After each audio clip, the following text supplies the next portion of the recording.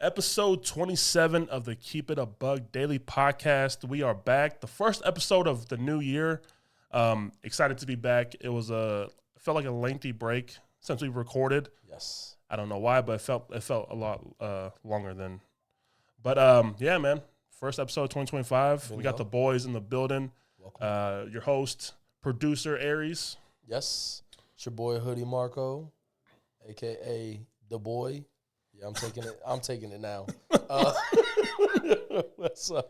What's good with you? And the man behind the camera. Man, Drew Era. Happy New Year. Happy New Year, guys. How was everyone's holidays, Christmas, New Year's? For me, Christmas, we had a family dinner. You guys were both here. Word. But yeah, this Christmas was really dedicated to the kids, my nieces and nephews. I didn't get a present, but it was all really just for the kids. Like, decked out the house. We just want to make my nieces and nephews feel loved this holidays because they deserve it. So that's what our Christmas was all about. How was your guys' Christmas and Christmas? We'll do New Year's later. Yeah. My Christmas was dope.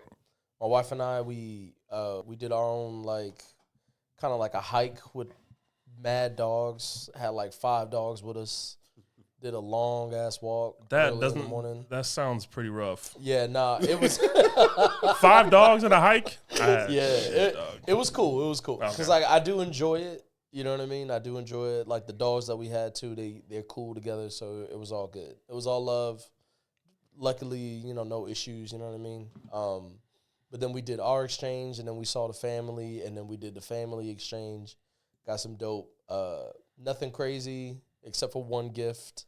One gift surprised the heck out of me. Nice. And yeah, it made my day. It made my day for sure. Hell yeah. My wife got me good, because I wasn't expecting. I was kind of expecting something else, and then she came through with another thing. And I was like, oh man. All right, this kind of leads me to a question, guys. I don't know if you guys have something off the top of your head. Okay. But what is one gift that you remember receiving on a birthday or Christmas? That you will just remember, on my 10th birthday, I got this, and I will. Oh, man. That AP jersey right there in that frame. Yeah, hell yeah. That was. I almost cried. I have several, honestly. One for sure was when I was 10 years old. This was my second Christmas in PR, and my parent, me and my brother fucked with DBZ so heavy, and they got us the first Budokai. The game. For PS2, yes, bro. Yes. And we played that shit. It felt like 15 hours straight. Bro, me and Mike, bro, we fucked that game up. We were oh my goodness, obsessed with it, bro. I'll never forget that Christmas. And then we have a picture of it too, of us opening it up and we holding up the Budokai. And then they got us little action figures too, little Goku, little Gohan. I was like, oh man. It's great. I remember one birthday. I was probably 8 or 9. My parents got me the undisputed WWF belt.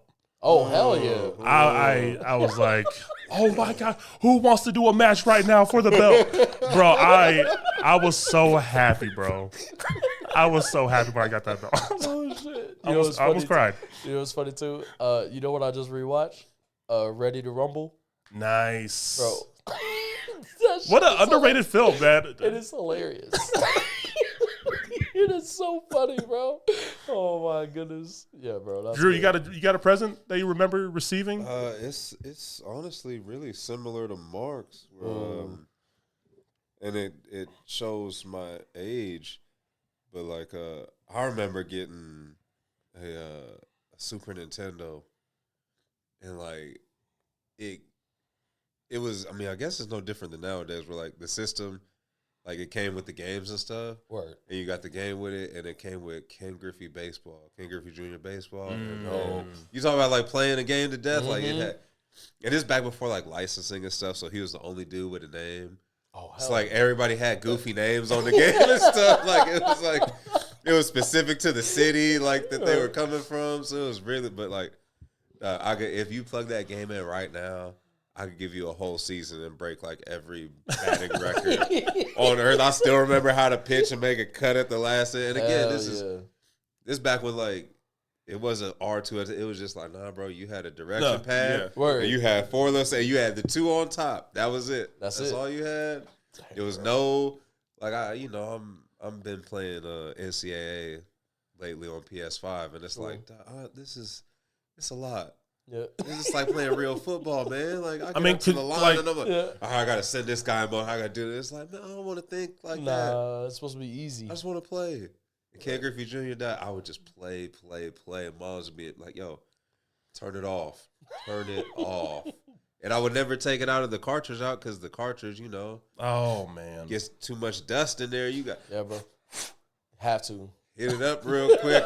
Just bop it in Cross there. your fingers like, come on. I hope it works. Like, but yeah, it was Super Nintendo, and that was the first gaming system like I ever really got like brand new. That wasn't like secondhand or anything like that. So it just felt dope to get that box open and plug it all in and stuff and be like, this is mine. This is me. Hell yeah.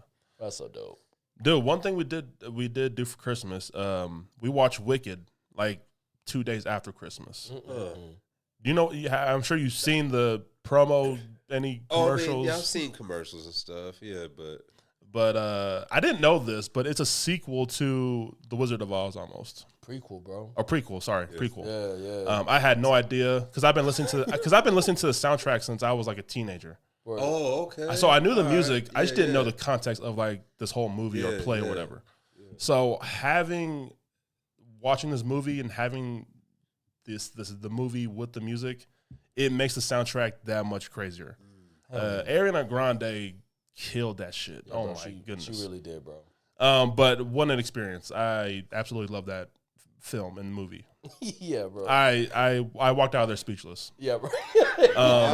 Like, wow, brother, I was the whole movie, everything. I was amazed. If you guys don't like musicals, then it definitely isn't for you. No, but like, oh my goodness. Nah, like the shit was really, bro. I'm with you, bro, because I never seen Wizard of Oz, bro. So like, I know like context. To now, you haven't seen it? No, I never seen that shit. Wow. But like, I understand it. That's kind of crazy, dude. It's just I don't know. Insane. All right, hey man, cool. Hey, like my family, like you know what I mean. Hey, blame my mom. You know what I mean. She wasn't fucking with it, so I wasn't fucking with it. Fuck that yellow brick road. Get over here. But like I never seen, so I didn't know. You know what I mean. Like I heard people talk about Wicked, but I had no idea what it was. So I was just like, oh, okay, cool. And then people were like, oh, it's a prequel, and I'm like, okay, cool. Like I don't fuck with the wizard like that. You know what I mean? Yes. So like I'm kind of learning about it, but like all secondhand. And then some of the songs I knew because back in high school, remember that competition, the girls, they sang that shit. And at first I didn't like it. I was like, man, this shit is played. But then they sang it so much because we had to rehearse. I was like, yo, that song's kind of hard. I had no idea that was from Wicked. Yeah, dog. Then I fucked with Glee. I had no idea the song they were singing was from Wicked. So then I was like, oh, okay, cool. And but now watching Wicked and now knowing Glee, that shit in Glee was trash. It's not even close. It was not even close. Now, I will tell you this, though, because, like, listen, because you probably didn't get this far in the Glee because I finished the shit. But there is a part later in the seasons where my girl Mercedes does Defying Gravity and she smokes all niggas. What? She smokes all these niggas. And you was really into Glee like that? No, I'm a Gleek. For 2 seasons, Glee was like, that was that shit, dog. Yeah. Appointment television, huh? Yeah. All right. You're like, okay. No, I ain't mad at it. I just never. No, I never got it. Like I never got into it like that. But nobody around me was really watching it like that neither. Right. So, but I think because we were in high school at that time, it was that was a big part of it because that was my senior year. It was timely, and it was dropped like our senior year. So then we were like, come and kick it. The girls were playing the soundtrack in the cars. James and Chelsea. See, now it's coming together a little bit more. All right. You it's niggas like, okay, ain't slick. Yeah, we know what group I thought y'all was in it for love of the game. Y'all in it for love of a different game. Chill out, man.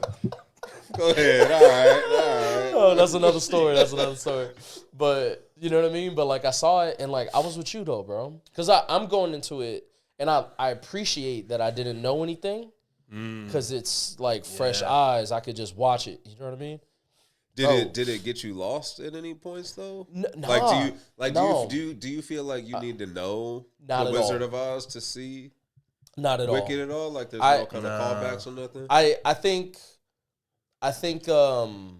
I think they do a good job where it's a good quality movie where you could just kind of like, oh, okay, I understand the context even without understanding all of it. You know can what I go mean? in with fresh eyes. You can go with fresh eyes, cause like there was some of the story, like you know what I mean, cause I never seen the shit, so there was some of the story that I just completely missed, but I felt like they did a good job of like taking you along with a story of like, hey, it's all good, like we got you. They kind of hold your hand through it all, you know what I mean? But bro, I'm with you, bro. Ariana, I like, she was funny, cause bro. I saw some reviews where they were saying like she got smoked in it. And I was like kind of expecting that. And I was like, I don't know about getting smoked. I feel like she kind of held her own. Like she was all right, bro. She was funny. Definitely held her own. Yeah, like and her voice, besides the first song, I was not fucking with that at all. Cause I do not like that fucking the musical, like when you get too much in your musical sing-songy bag and it's all of that It's shit. almost like a Broadway type of... I don't fuck with that shit. That Showtime Broadway shit, yeah. But the other songs where she was getting to it, where she could, you know what I mean, kind of tap into her other voice, I was like, okay, there we go. That's what I'm talking about. And the story was funny.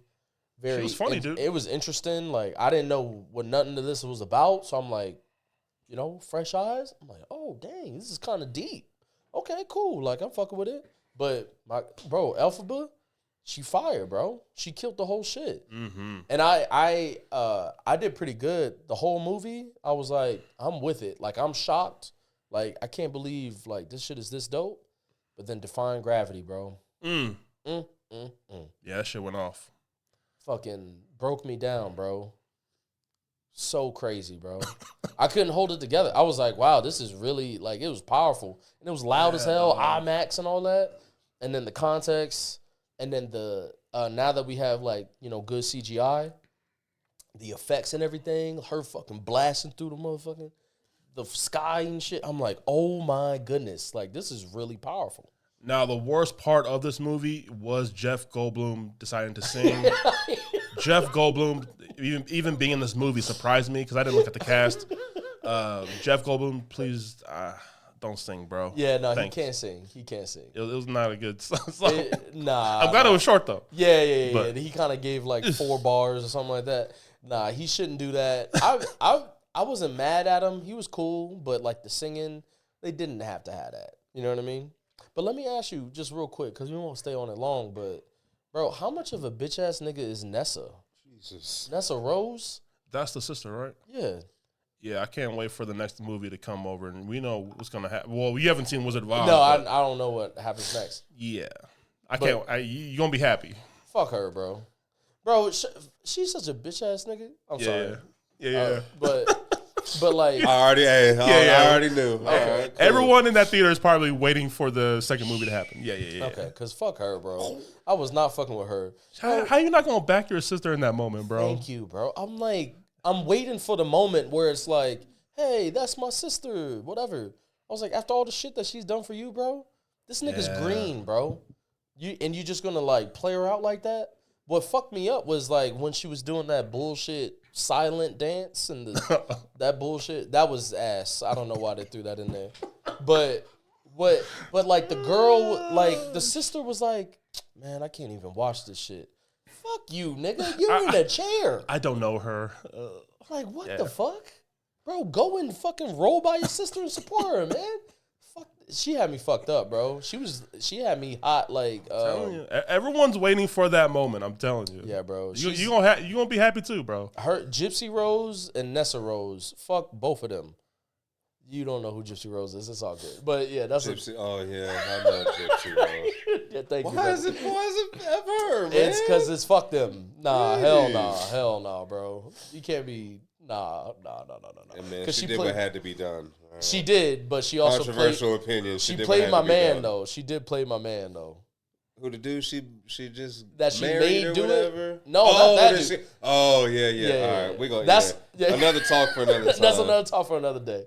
But you watch that, it'll blow your mind, Aries. Let me tell you. Highly suggested. What are we talking about here? Gypsy Rose. Oh, that's a show. It's a documentary. There's a documentary. There is a show on There is Hulu. a show actually on Hulu. It's called The Act. Yeah. You should watch that. You got to watch the documentary though on HBO. Because the real shit. It's real and it's crazy. Okay. That's another day. But yeah, Wicked was amazing though. Yeah, it was amazing. Worth the money. My wife went to go see it again with my mom. Oh, what? Yeah. But yeah. How was you guys' New Year's? You guys do anything for New Year's? I was sick in bed on New Year's Eve. Word. I had to work New Year's Eve, but I went home early because something my body was shutting down. Damn, bro. I was in bed all day. Your body was tired of 2024. Get this shit over with. I'm off of this. But yeah, I was planning to take Liz to the Rio. So that's probably like one of the best spots I've seen the fireworks go off. Really? I mean, so you go on top of the Rio, on top of the parking garage. You get the whole view of the whole strip. Got you. And it's like it's unblocked too. It's amazing. That makes sense. That does make sense. Easy access, easy exit because it's on the other side of the strip. Word. It's an amazing view. Speaking of your Rio days, you see Voodoo Lounge opening back up? Really? I think this weekend it reopens for the first time in like 5 years. Wow. Voodoo Lounge. Wow. It's gonna be going down. Look, I ain't saying. I'm just saying. It's going. You gotta lower your voice when you say that. I have to get my job back at the Rio. Oh my! Just take the elevator up, man. Quit playing with it. You going back? Wow. Yeah, I saw that and I was like, wow, that's a Vegas throwback. Voodoo Lounge opening back up. What you guys do for New Year's? Anything? I didn't do Or New nothing. Year's Eve? I had to work. I worked and then I went to bed. I was tired as hell, so I slept for a little bit, and then You slept for the countdown, like wake up before the countdown, or no? I mean, really, I just went to sleep, and then you rolled over and said, "Hey, Happy New Year's, okay?" Yeah, I'm to roll over and go to bed. Yeah, but then my wife was like, "Nah, like my wife fucks with fireworks, So she was like, "Nah, like let's go. We have a spot, so like, y'all know where Shadow Ridge is." So if you keep going up Decatur, it goes to that shooting range up there. Oh, yes. So up there, because it kind of starts going up the mountain, bro, you can see the whole valley. So we go up there. We did that for 4th of July, too. So we went up there free. There's a couple people up there, you know what I mean, like vibing, watching the fireworks. We just watched it up there, and that's only 5 minutes from the house. So we just went right back on, and then that was it. For the listeners who are listening to this who don't live in Vegas, we are giving you prime spots right here. Yeah, bro. with these spots. I mean, top of the Rio parking garage. That's a great spot. View of the fireworks of the city, the lights, like it's, you know what I mean? You can see the whole valley. I was going to say, for people that don't live in Vegas, that's a cool thing about out here. If you can find a spot where you can see the whole valley during like the 4th or New Year's, because Vegas is really small. People don't understand that. If you can get to a spot high enough that you can see everything, man, during those fireworks, man, Vegas goes off, man. It's true, bro. It's beautiful. Drew? Man, I worked. So I was on the strip. So again, prime spot. If you want to be in that, it's cool. But I was a little bit up above everybody, so I didn't until like I was like, all right, I'm off of this. Because I was off work by the time the fireworks started to go off, so I just kind of fought through the crowd once the fireworks show was over, got to my car quicker than I thought. I was out of there. Like, oh, it was cool. But I enjoyed the fireworks. I'm like, yo, I like fireworks. Word. Fireworks turned me into a little kid, so nice. It was cool seeing the fireworks up close. I haven't been there in a while, in a couple years, so it was cool. Yeah, my wife she wants to go to the strip for the fireworks, like, but I hate going to the strip. Yeah, bro. I hate driving on the strip. I just hate being around the strip. So I'm like, we can go to the strip, but we can go across the freeway to the Rio. There you go. It's great. It's something like it. Nice, bro. But yeah, man. Let's get into the episode. I will tell everyone listening right now, there are timestamps for all the topics that we are going to discuss. So if you guys want to skip, you guys can. It's in the description below. So go right ahead. Got you. But Yeah, let's talk about the NFL weekend real quick. I may cry talking about this because last night was not a good night for me. But yeah, we'll get into just the NFL wild card weekend. The playoffs started for the NFL. Just want to get your thoughts on these games, and we'll talk just about the predictions going further into the playoffs and who you guys think are going to win the Super Bowl this year. Okay. You want to give us a game to talk about first? So yeah, let's go through. Denver, Buffalo. I mean, shit. I've been out the way. Yeah, I've been a fan of Bo Nix this season. He was getting shitted on in the draft process, but he's looking like he's something. I hope that they help my man out with some more weapons because that man ain't got nothing over there. Word. I was also gonna say I don't love Sean Payton. Fuck that guy. Not at all. Thank you. I don't think anybody does that unless he's coaching your team. I'm glad I'm in the same Bounty kind Gate. of company because I'm fuck that nigga, but I want to see what y'all think first. I hope someone sleeps his ass just walking by him one day. Just. I fucking hate that guy. I hope they stick a plunger in his ass like they did in New York. But yeah, I don't really fuck with him. But I was kind of praying on their downfall a little bit. You know what I mean? I was like, nah, it's gonna take some time. He's a rookie and all this kind of stuff. But then they won the games that they did, and they had the season that they did, and I was like, their defense is legit. You know what I mean? Young, but they got some dudes on there. I was like, damn, bro, this dude can't coach, bro. And it just kind of sucks. I was hoping that after Russ left, that they would suck and then be like, bro, you're the problem too, bro. It's not just him. But, it is what it is. But, engaged Josh Allen is a different animal right now. This man's looking dangerous. Yeah, bro. He's our only hope. Him and Lamar Jackson to dethrone the Chiefs. But here's the thing, too. Josh Allen, man, look. And here's that. And they're playing each other, too. Word. So we're going to lose one of them. Hell of a game. This weekend. But, for one, that game was a joke. Everybody knew what it was. Denver hung tough. Just before the half, Denver missed a big field goal with a chance to make it closer. Or I think to tie it at 10-10. And Buffalo ran away in the second half. Denver's ahead of schedule. If I'm a Denver fan, they definitely are. If I'm Theo, I'm super happy because my team's way ahead of schedule. If you're a Raider fan like me, it gets. You know what this weekend did for me? Honestly, watching these games, it just showed me how terribly my organization is run. It's falling apart, bro. Well, because all right, so you look at Denver, right, in our division. Word. Bo Nix picked right before we got, and then we weren't going to pick him, but again, that goes to our scouting department. That we couldn't get Bo Nix in the first round, and Sean Payton saw something in that dude and was like, yeah. And then everyone laughed. We're like, Bo Nix, that nigga's older than starting quarterbacks in the league already because he was at Auburn and Oregon for so long, and he gets them right to the playoffs. And he kept him in it for a half against a team that could win the Super Bowl. On Saturday, the Houston game, that game frustrated me, because it was terrible. And Justin Herbert looked like a huge fraud. Yes. But, again, the Chargers, I think, are ahead of schedule. I think Harbaugh got a lot out of that team. Word. And they're only going to get better. So it's all right, 3 playoff teams out of the division. 2 of them are ahead of schedule. And then you have a team that's going for a three-peat. But Houston, it was the way that they did it because they got your boy, Danielle Hunter, on one end. And then they got second-year Will Anderson, who they traded up to get last year after they got C.J. Stroud. What? These fools used 2 of, I think, the top 4 picks to solidify each end of the ball and get 2 studs on each end of the ball, even though Stroud hasn't been as awesome this year. But, that made me look at my organization, too, and be like, man, I'm jealous of a team that, like the Vikings. The Vikings going to get him McCarthy, right?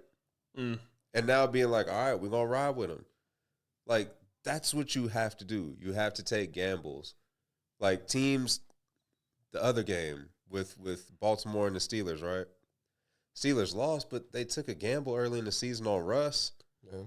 even though they were 4-2. But a Mike Tomlin and they took a gamble on Justin Fields. That's on two quarterbacks that got them to the playoffs together. One of whom got benched, even though he had a winning record. Yeah, 4-2. Like, this is a league now where you gotta you gotta let your nuts hang low key. Like, you gotta take chances and be like, yo, I'm rolling the dice on this shit. And the chance is not signing Gardner and Minshew. Not at all. That's not a chance. Not at all. Are you surprised they fired the head coach for the Raiders? No, I'm surprised that he got through the season. I'm upset that they fired the GM, but from what I've read, the reason why they fired the GM partially is because Brady didn't like him, and because if we want to lock down who we really want as our head coach, he wants to pick the GM or wants part of picking the GM. Word. So hopefully Detroit loses this week. Ben Johnson? Next week we can announce Ben Johnson as our head coach. That'd That's be the nice. dream. That's the dream right there. But we'll see. From what I'm reading, is right now is Ben Johnson or is Pete Carroll.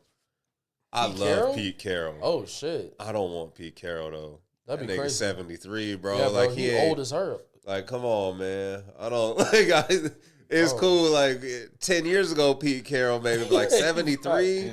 Right. We trying to get younger. We trying to build a new culture here and stuff. Like, and again, I love Pete Carroll, but bro, give me the young dude. I wanted Vrabel. Vrabel, you know. Yeah. Okay, cool. Go do your Patriot thing, but like, yeah, even okay.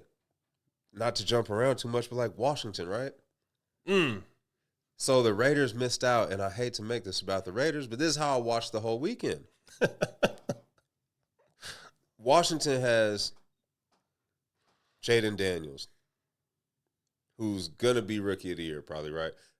Nothing against Brock Bowers. Love Brock Bowers. Raiders didn't go and be aggressive and go trade up to 2. Everybody knew Caleb was going 1, right? There was a little bit of question about 2. They were kind of, even they were talking about JJ going at 2, which I did not get. But the Raiders never got aggressive enough to go get their guy. Sure.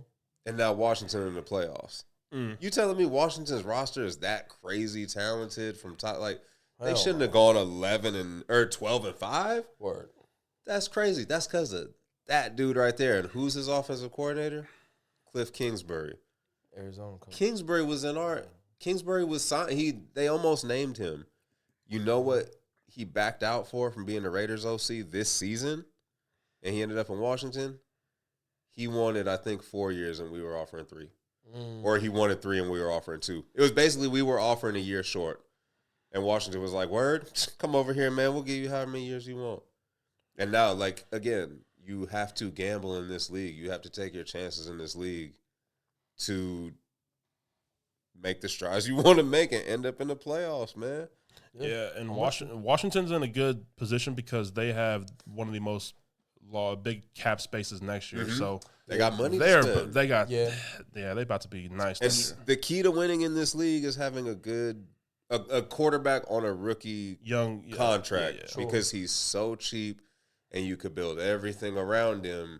Right. And instead the Raiders are spending their money on Gardner Minshew instead of, I don't know, Josh Jacobs, who was running for the Packers this weekend, even though they lost. He was like the only bright spot they had. Yeah.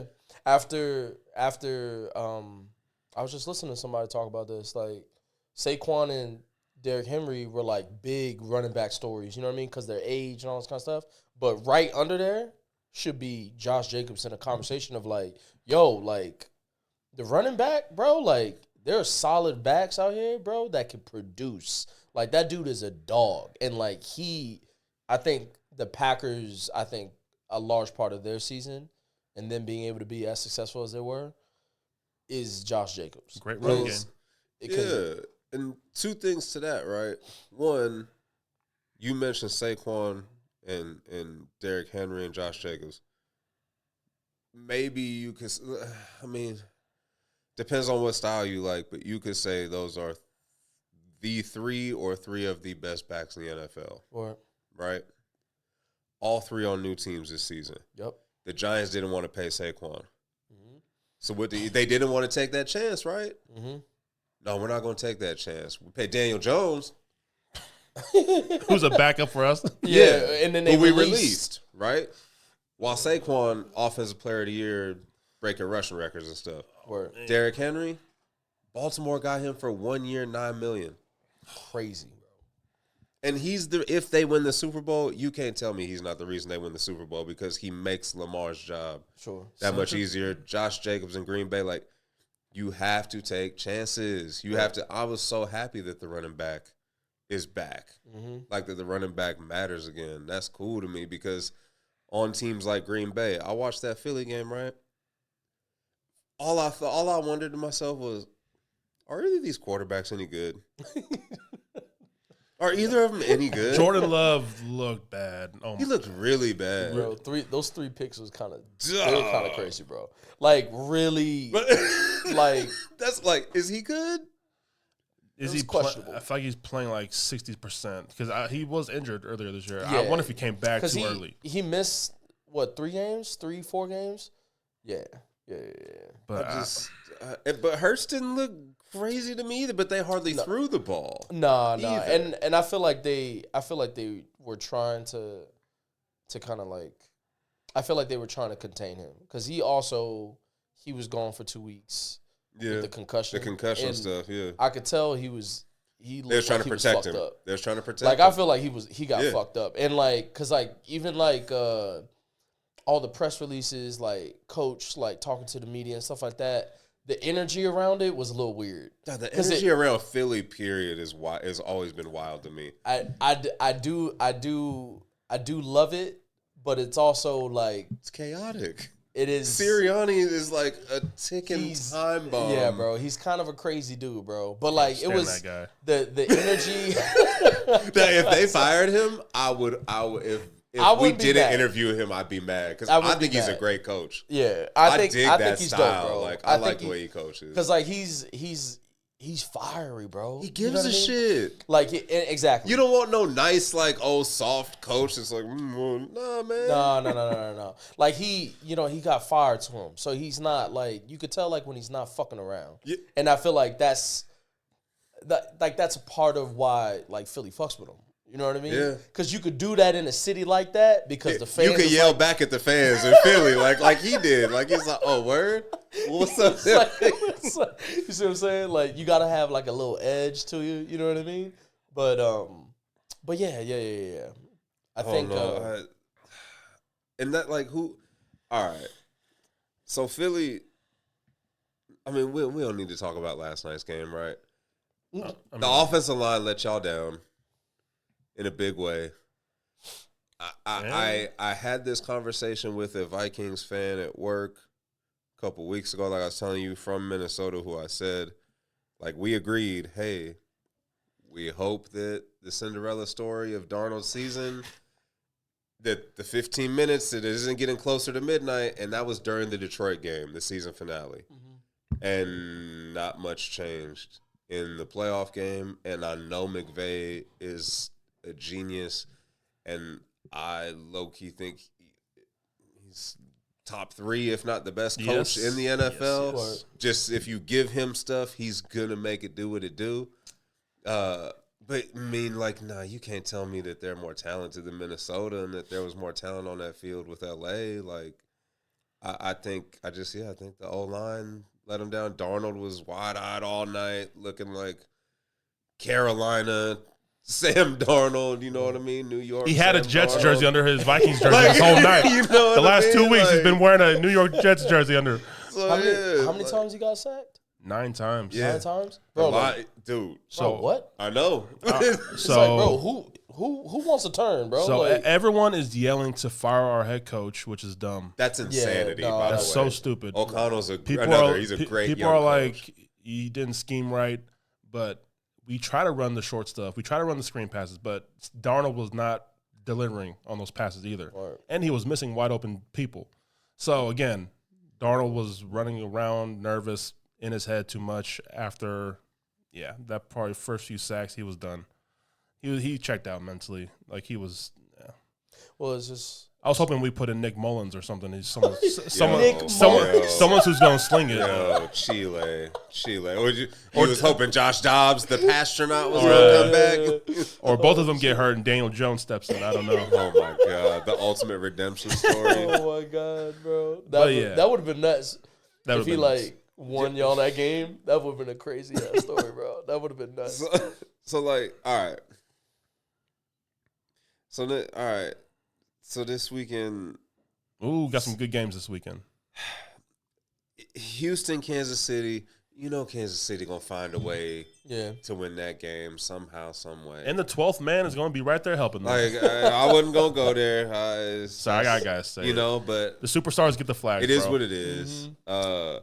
Washington, Detroit is the 5 o'clock on Saturday. That's gonna lead right into 3:11. Saturday gonna be fun, bro. Yeah. Saturday's gonna be a real fun day. That's gonna be. I feel like that game is either gonna be really fun in the shoot, like 41-38, or it's gonna be like 38-9, and the Lions are just gonna dog walk them. I'm going with that one. But Jaden Daniels, it's something about him, dude. He's special. He's very dope, and he kind of, But it's the damn 1-2 punch of their damn running backs that are just. And Montgomery's supposed to be back. It's so fucking hard to just keep at that. Oh, Montgomery's supposed to be back? I think Montgomery's supposed to be back. Because I thought he was done. Where is he done? They're trying to get him back. Like he could have played against us, but those dudes is crazy, bro. Yeah. Dan Campbell's sticking some steroids in them. I don't know, bro. He's a madman. Yeah, he's on track to. As of the Detroit Free Press yesterday said that Dan Campbell says he's on track to play. Yeah, versus the Commanders. It's crazy, bro. That 1-2 punches is too much. Yeah, bro. And then we got Buffalo and the Ravens. That's the game right there. I have a lot of respect for Buffalo. I respect Josh Allen. But I'm going with Lamar, bro. I'm going with real niggas, bro. I don't care, bro. I don't like it's not like all over the place, but like some of the people, like I don't know. I just feel like the way that they talk about Lamar, bro, it seemed kind of funny, bro. Seemed like a little touch of like a little something extra, and I don't like that. So I'm going with Lamar always until he plays the Eagles. And we whooped their ass this year, but yeah, like I'm with Lamar, bro. Lamar is fire, bro. Like, he is. I know a lot of people trying to like hold back and like not really fuck with him all that good because they just want him to be a running back and all this type of shit. But I mean, my man about to win is what, third MVP. Yeah, bro. Or at least he should. And he should. His completion percentage this year is like one of like the top 5 ever. You know, he's evolving. Like 4 interceptions, 5 interceptions the whole year. Like there's no disputing. Like, he's a quarterback. Yeah, bro. Like he is absolutely a quarterback. It's getting ridiculous now to still be trying to make that happen. It's a reach, bro. Like it is what it is. Yeah, he's fucking your favorite quarterback up. You know what I mean? Like straight up, like for real. So yeah, I mean, that's gonna be it, right? I mean, there's a reason it's the last game of the weekend. It's the main event of the weekend. No disrespect to Philly and the Rams, but like I think that's the overlooked game of the weekend. It's just like that's gonna be an interesting game. I don't be surprised if the Rams win. That's all I'm gonna say about that. I will be surprised because I'm not going for it. I'm not. I think we do it again. I don't believe in it. I am scared. You should be scared. I am scared. No, because they already smoked y'all. No, the opposite. Earlier, y'all smoked them to see, but like, but it is different because that was like week 8. Yeah, it's just that's a long time. There's a lot of football in between. They played way better in the second half of the season. Yeah, they got healthier. You see what I'm saying? That's the thing right there. Where I feel like, but at the same time, same thing for us. Our second half of the season, especially defensively, bro, like we are really, really fucking good. But you guys are missing your linebacker, aren't you? Kobe. Yeah, Kobe Dean. Yeah. That's big. And the dude that we just signed, and your guys' secondary has been they're okay. The last game, This is Puka and Cooper, man. I don't know. I do like the matchup because like Cooper didn't really play that well the last time that we played him. Cooper had But, like, 8 I for feel like- 60 and a tutty. Puka Yeah. had 9 for 117. Yeah, Puka went because I had him in But fantasy. So I was like, That oh. was the game that Saquon went off. Yeah. Saquon But- had 255, and he had 47 receiving too. Yeah, he like went off that 300 game. all purpose. And AJ Brown had He had 100 and a tutty, like 109 and a tutty. 109. So I mean, I feel like I don't know. It's the playoffs. If your pass rush can get Stafford uncomfortable, that is the key right there. Yeah, So because I mean, like he's gonna, you know what I mean? He's OG. Let him pick OG you apart, QB, bro. You know what It's I mean? gonna Like, be. oh man, it's gonna be He can terrible. still sling that motherfucker. Like He's already But Yep. I'm not gonna hold you though. Still get it there. I'm not gonna hold you though, but like that's where I'm not mad if, you know what I mean, if he does do that and if he's doing his thing on the offensive end. But I feel like we got weapons, bro. Like if we can match energy, like we could really do that if we have to. And I feel like with the week under his belt and like Jalen, you know what I mean, kind of like I know he saw where he was fucking up. I feel like let him loose a little bit next week, and I feel like we'll be all right. And I feel like AJ only having a catch for 10 yards this game. Next week, nah, hell no.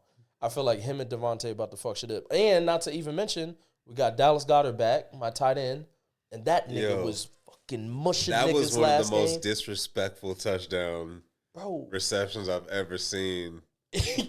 in my life. Like he disrespected my man. I think it was number 27 from Green Yeah, Bay. Valentine? Yeah, twice in a row. Bro, Bap, bap. it got more disrespectful. Bro, after the game, bro, after the game, he told a nigga, he was like, bro, like that second one, I didn't even need to do that. I slowed down so Just I to could give him a little, get him yeah. again. Just get That's the a fuck beautiful off me. feeling, bro. Bro, oh my goodness. So I'm just saying, like, we got some. so And you say- those are the receivers, you know what I mean? Plus Saquon, like, I feel like, So you know you what I mean? saying Philly, Detroit, oh, 100%. I kind of said That's- that yeah, before. that's what I like, predicted. Kansas too. City? You got Kansas City, Baltimore too, mm, or Houston, yeah, Baltimore? yeah. Kansas City, Baltimore, and what my pick before the season even started was Eagles, Baltimore. I can't handle another Philly Super Bro. Bowl win. Like, I'm gonna fucking just punch something. I'm gonna put a hole in this goddamn wall. They're bro. like it's like when the Knicks win. It's Come like on, when the bro. Knicks win a basketball series. Bro, all right, And all right. all all the right. New York just wakes up and bing bong. This is New York. This is New York. All right, We're up relax. there. Phil, you know what I Relax. like about Philly fans though? I do like that Philly fans like that they have their kids out there cussing out the camera. Because I like watching Philadelphia Phillies fans after they lose in the playoffs. Yeah. Because Phillies fans are They be crazy. beating the shit out of people. You know what I'm saying? Like, Like, Let's it's go. they be fighting so, people. so if nothing else, maybe we want them to get to the Super Bowl so they could lose. Oh my god. And then we could be happy that they I lose. can't, bro. It's got to be Baltimore, right? Like Baltimore I got to be think so. Buffalo this weekend, right? I got Buffalo. Why? Josh Allen, baby. But that's it. That's it. That's what I'm saying. Like that's it. I mean, James Cook. No disrespect, James Cook is good. Yeah, shout out my running back fantasy football. James Cook is good. I love Coop. I'll always love Amari Cooper, but Word. Coop is also like That nigga's almost 10 years into his career. Yeah, bro. He's I washed. don't believe in Shakir as like a number one. I like the tight ends. I love Knox and Faith Kincaid. Lutheran's Kincaid? finest. Yeah, I just Kincaid. found out he went to high school. He's a here. Faith Lutheran guy. Wait, which one? Dalton Kincaid. Oh, word? He was Wow. Faith Lutheran in University of Utah. Crazy. Oh, get Yeah. the fuck out of here. Yeah, Okay. he's a Crusader. He's a Crusader. Yeah, Crusaders. Crusader. But That's crazy. like but it just I don't. The Ravens. I personally think the Ravens should win this game. I don't care about the weather. I don't care that it's on the road in Buffalo. Derrick Henry makes that much of a difference to me, and he just looked nuts this past weekend. Word. Almost like, bro, why'd you waste it all on the Steelers? You didn't need it. Because the Steelers were never they were always playing Nah. 3 touchdown catch up, like in that game. Yeah. You know, like they were blowing out the water from the jump. They lost like 4 games before that too. Yeah, literally all the good teams they played, L all the way into the playoffs. So yeah, ain't nobody really worried about them. I think Houston. I think Kansas City does what they do. They're gonna beat Houston. I think Philly beats the Rams. I think it's close. Yep, I have that too. I got Baltimore over Buffalo, and man, I'll be honest, I'm too chicken shit to call Washington over Detroit, but I kind of think Washington beats Detroit. Ooh, I'm not mad at it. That line is juicy. I'm really not mad at it. But also, I think if Detroit wins, I think Detroit wins the whole thing. Damn. I think Detroit can win the whole show, bro. So, If I'm not a fan, especially if I'm not a fan of the team that I am, because you know what I mean, like I want to win. I want to fucking win. Yeah, Fuck all that shit. you got skin in the game. if I'm not thinking like that though, like stories wise, you know what I mean. Like I want Lamar to get one more than I want Josh to get one, and I want Detroit to win one for the city, bro. Like that's the story. You know what I mean? Like I feel like those are the one, like AFC, NFC. You know what those would are be the dope ones, bro. About Detroit winning is Teddy Bridgewater. If Teddy Bridgewater retires, goes back to his high school, Miami Northwestern, wins the state, coaches them to the state title this year in Florida, Or at the either highest or second highest division in Florida high school football, then gets signed after he wins the state title for his alma mater to the Lions as a backup. or If they win the Super Bowl, you got to make a movie about that or yeah, something. bro, that's some crazy shit. Bro, won a state title coaching and the Super Bowl in the same season. Only thing that would make it doper is if like Jared Goff gets hurt and Teddy Bridgewater gotta lead him to the Super Bowl or something. But like, and they carry him off the field. that would be a crazy story that'd be a crazy year for Teddy Bridgewater. I'll bring out my Bridgewater jersey. Your Teddy Bridge H2O. I got that shit hung up right now. That Teddy H2O. Bro. Thought he was the one. Yeah, a lot of people did. A lot of teams did too. I think bro. Detroit's just trolling us for that shit, signing Teddy Bridgewater. Ooh. Yeah, Dan Campbell, you smug son of a bitch. I mean, He's trolling us. I know that move. I had to talk about this right a couple weeks ago with Detroit fans, and it was half Detroit and half Raider fans, right? And we were talking about Dan Campbell, and the Raider fan, I was like, yo, I would love Dan Campbell in my building as my head coach. Like, Pierce isn't Campbell. It's not the same. Campbell is a better coach overall than Pierce. Pierce is a god-awful football coach. He's great rah-rah. You gonna get behind him, right? Campbell has both. Raider fans said, I hate that kind of coach. He said, I would hate Dan Campbell to be our head coach. Why is that? I don't want the ex-players. I don't want the rah-rah. I don't want the guy, the player guy, the this and that. And I said, why not, bro? Who understands better than them? Who knows what they're going through better than who's going to be able to get them prepared, blah, blah, blah. He said, I hate it. Wow. But he never gave me like a full reason why. Other than he just didn't like the rah-rah coach, and he wanted more like the nerdy XO, like let's get to business. He wants the Belichick. You want the guy from the Dolphins? Not even that, because at least McDaniel is like kind of quirky and fun. Yeah, he's getting exposed. Are they like a mother? But does he mean like he wants like analytics? Nah, bro. This dude wanted like old school. Like he like Belichick. Not even Pete Carroll, because Pete Carroll fun. He didn't want fun. He ain't think fun works. He ain't think the rah-rah and let's run through a wall. Like, he used an example of when Campbell was talking about biting off niggas' kneecaps. Yes.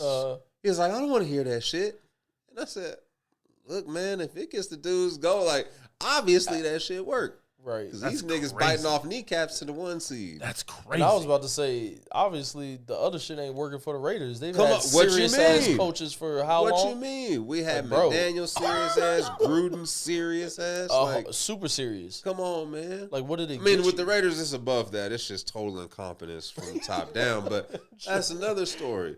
But like, I couldn't believe, like, after you've watched what this dude has done, like, that you would be like, nah, I don't want that type of coach. Give me more of like, and I don't know O'Connell that deep, but O'Connell was O'Connell a quarterback? He was. Yeah, Yep. was it San Diego? Mm-hmm. San Damn, Diego. I'm good. I don't know why I He know backed that. up Rivers? No, San Diego No, State. at college. Big Oh, college. I'm sorry. Okay. Bro, okay. that's Yeah, my yeah. college football is my. Okay. I I have was so like, much oh, useless shit. college football in my head. But he did And make I it know to the him. league, though, right? Yeah. Because I remember there was somebody playing that was talking to him because he knew him. I think it's the Patriots, I feel like. Okay. Probably. Yeah. I think so. Something like that? Yeah. Okay. But okay. like he like rah like So he's kind of coming into that. he's finding his He was a voice, really his style. He was a really friendly, hey guys, let's go, yeah. Now He's coming into his own, yeah. I like I like that. it. Okay. Yeah. There I was we go. like, See, that's the thing too. Like sometimes you need to let a coach find his voice or Yeah. find his way in that. 100%. And like if my coach's voice happens to be the rah bite his kneecaps off, like brother, whatever gets me results, whatever the players are responding to, man, that's all that matter to me. Or I don't care if the niggas rah let him be rah. If it's Belichick, obviously the dude won 6 rings. Obviously that works too. true. Don't hurt having, the GOAT as the quarterback, but I don't know. I think if Campbell can get past this weekend, because I think that's the most dangerous. No offense, I don't think Philly's dangerous. I don't think the Rams are dangerous. I think McVay is more dangerous than the Rams are. And the AFC, look, man, if it's Baltimore, they got a shot. It's Kansas City. I think Kansas City sucks. Andy Reid is They running that suck. whole show, bro. He's great, Andy Reid is by a the way. genius, man. I can't stand that walrus-looking dude, but I he agree. is. What a Philly coach, though. could have I been miss y'all. him. I miss Should have him. been y'all. Donovan McNabb and T.O. could have been. Deuce Staley head ass bro. could have been. What a team. I know, bro. I- Fuck, bro. Y'all got one. I don't want to hear shit from you. Yeah. Yeah, You that's got also yours at true, 7. yeah. Shut up, Yeah. man. I don't want to hear that shit. Hell I yeah. could You got have one. Nah, been. we did. Oh, Nick Foles looking boy. Shut up. I don't want to hear that out of you. I can't Shout wait out to to the cry GOAT. happy tears, bro. I can't wait to cry and just I'm taking when the month Vikings off of work. if the Vikings win a Super Bowl, Ugh. I just can't wait to cry. Nah. Like that shit's gonna be amazing. I'm taking a month off. I'm just going the craziest. I'm putting binge of all my life. PTO and say fuck y'all. I'm gonna Like, cry happy. Oh man, you're not gonna be able to say a word to me ever again about the Raiders if they win another Super Bowl in my life. You're never gonna say it ever, because all I'm gonna say is, "Hey man, because that used to be my thing when I lived in Kansas City. I would always yell at them like, "Hey, Raiders suck." I'd be like, "Hey, nigga, we got 3 rings, bro. They done caught us now." Yeah. I can't even use that excuse no more. Like I'm like, We damn. tied. No, you got me. Y'all are superior in every way. Shit. All right, let's get into this. So the Rolling Stone put out an article ranking the top 50 greatest video games of all time. Fraudulent list. I love the title. Video games don't really get these kind of lists, so I'm glad someone did it. I'm interested to see what this list looks like. But yeah, let's just jump around this list. I'll just point out the ones that stay out to me. Yeah. So Animal Crossing at number 50. That was wild. That shit, it has a strong fan base. I thought it was gonna be way. When I saw it at 50, I was expecting a crazy list. Because I was like, I thought Animal Crossing was like crazy popular. I thought it was too. These fools walk around like all day on the Animal Crossing. Yeah, bro. I don't understand it, but shout out to them. You got The Legend of Zelda at 47. Bro, I've never been a big Zelda fan. Me either. I'm married to a fucking Zelda fan. Really? You Bro, all sound she thrilled does about is that fuck. too. Because I just don't. I don't. You don't Bro, get it? I used to watch my big cousin like play it. Mm-hmm. for fucking hours, yo. And I'll be like, bro, what are we even And it just doing, looked the same, bro? right? Like it's just the same shit. And you just, and then like the little blurb will pop up and like the crystals of Moria. Or, I'm like, what the fuck? Shut the fuck up, bro. Like, what is this, bro? And then I'm like, can I just like, because I was young. So I'm like, bro, can we play Mario Kart, bro? Like, I just want to fucking race and do some shit. You know what I mean? Like, I don't want to watch you adventure. And nah, hell nah. So I don't really fuck with Zelda, bro. So this one I thought was going to be higher. We got League of Legends at 46. I thought that was going to be higher. Like way higher. Yeah, I thought so too. Because that is I know mad crazy. niggas that play League of Legends. Yeah, it's a huge thing. Yeah, they fuck with that heavy. Fortnite at 45. Also, that's absurd. That's kind of bro. Criminally low. I'm surprised. Especially when you look at what's ahead of it then down like, the list. Oh, wait a man. minute. I couldn't believe that. I mean, never mind that was the last thing I was doing before I came over here was, in the middle of a no-build trio. Oh, but man. never mind that, like 45. Yeah. And not just like the fact that nigga, Fortnite, all the different, I'm on with the kids playing Fortnite. Mm-hmm. While these dudes are Juice WRLD and Snoop Dogg and Lady Gaga and like all the names that they have associated with that game alone should make it like top half of the list. And the fact that it's free. Yeah. By the way, a free game is clutch. Remember they did that Travis Scott concert? Of course, like that shit was hard. That's what I mean. Crazy. There's a big to your point of Animal Crossing and League of Legends. Like I didn't understand the ordering on the list of like, okay, if we're like talking about like followings and cult followings, like there's some games on here that it was crazy to me. Number 44, Elden Ring. I'm mentioning this because it did have a strong, like when it came out 3 years ago, like people couldn't stop raving about this game. They'll die for that shit too. I was gonna say, I had a cook that was on that game. My brother-in-law was deep in that shit. Yeah, bro. Elden Ring is deep.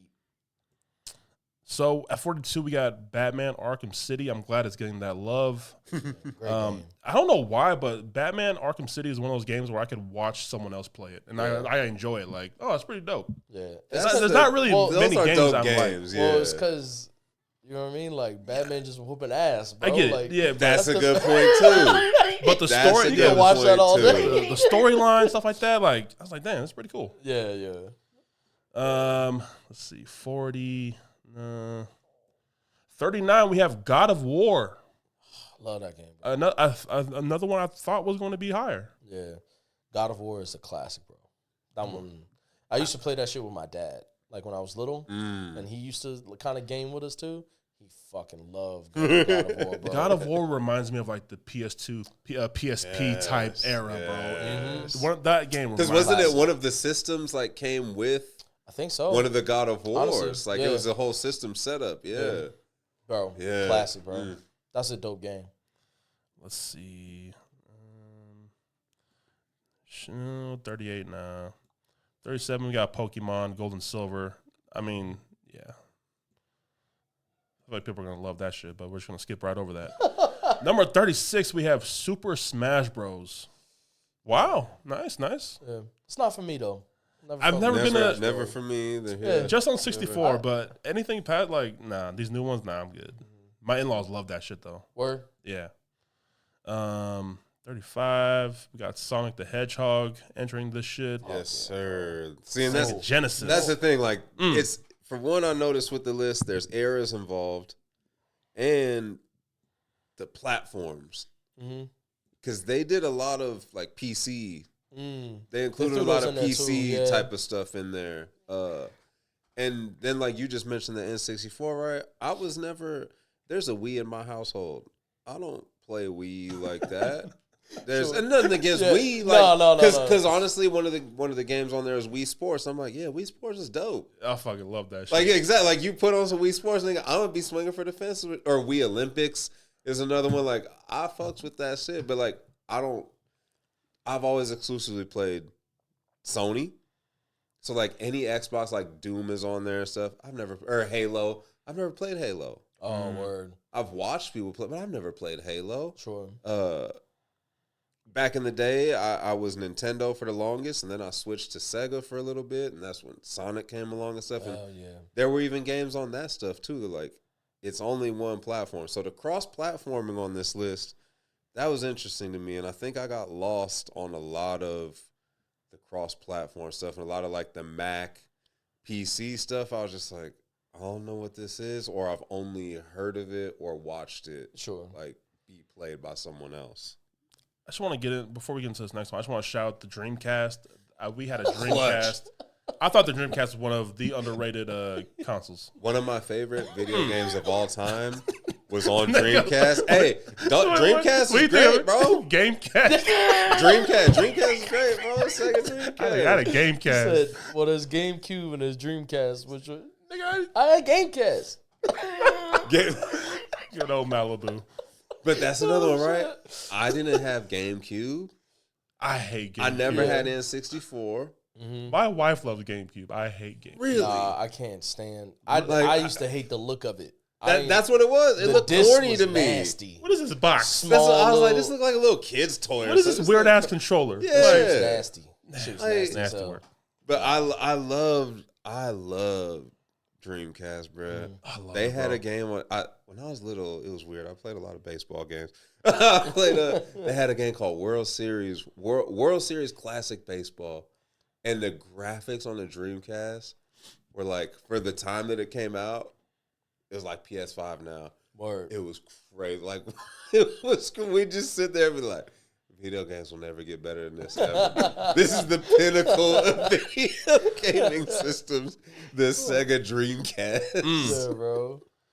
At number 33, we have NBA 2K11. Classic. So that was one, too, that I didn't get about the list, right?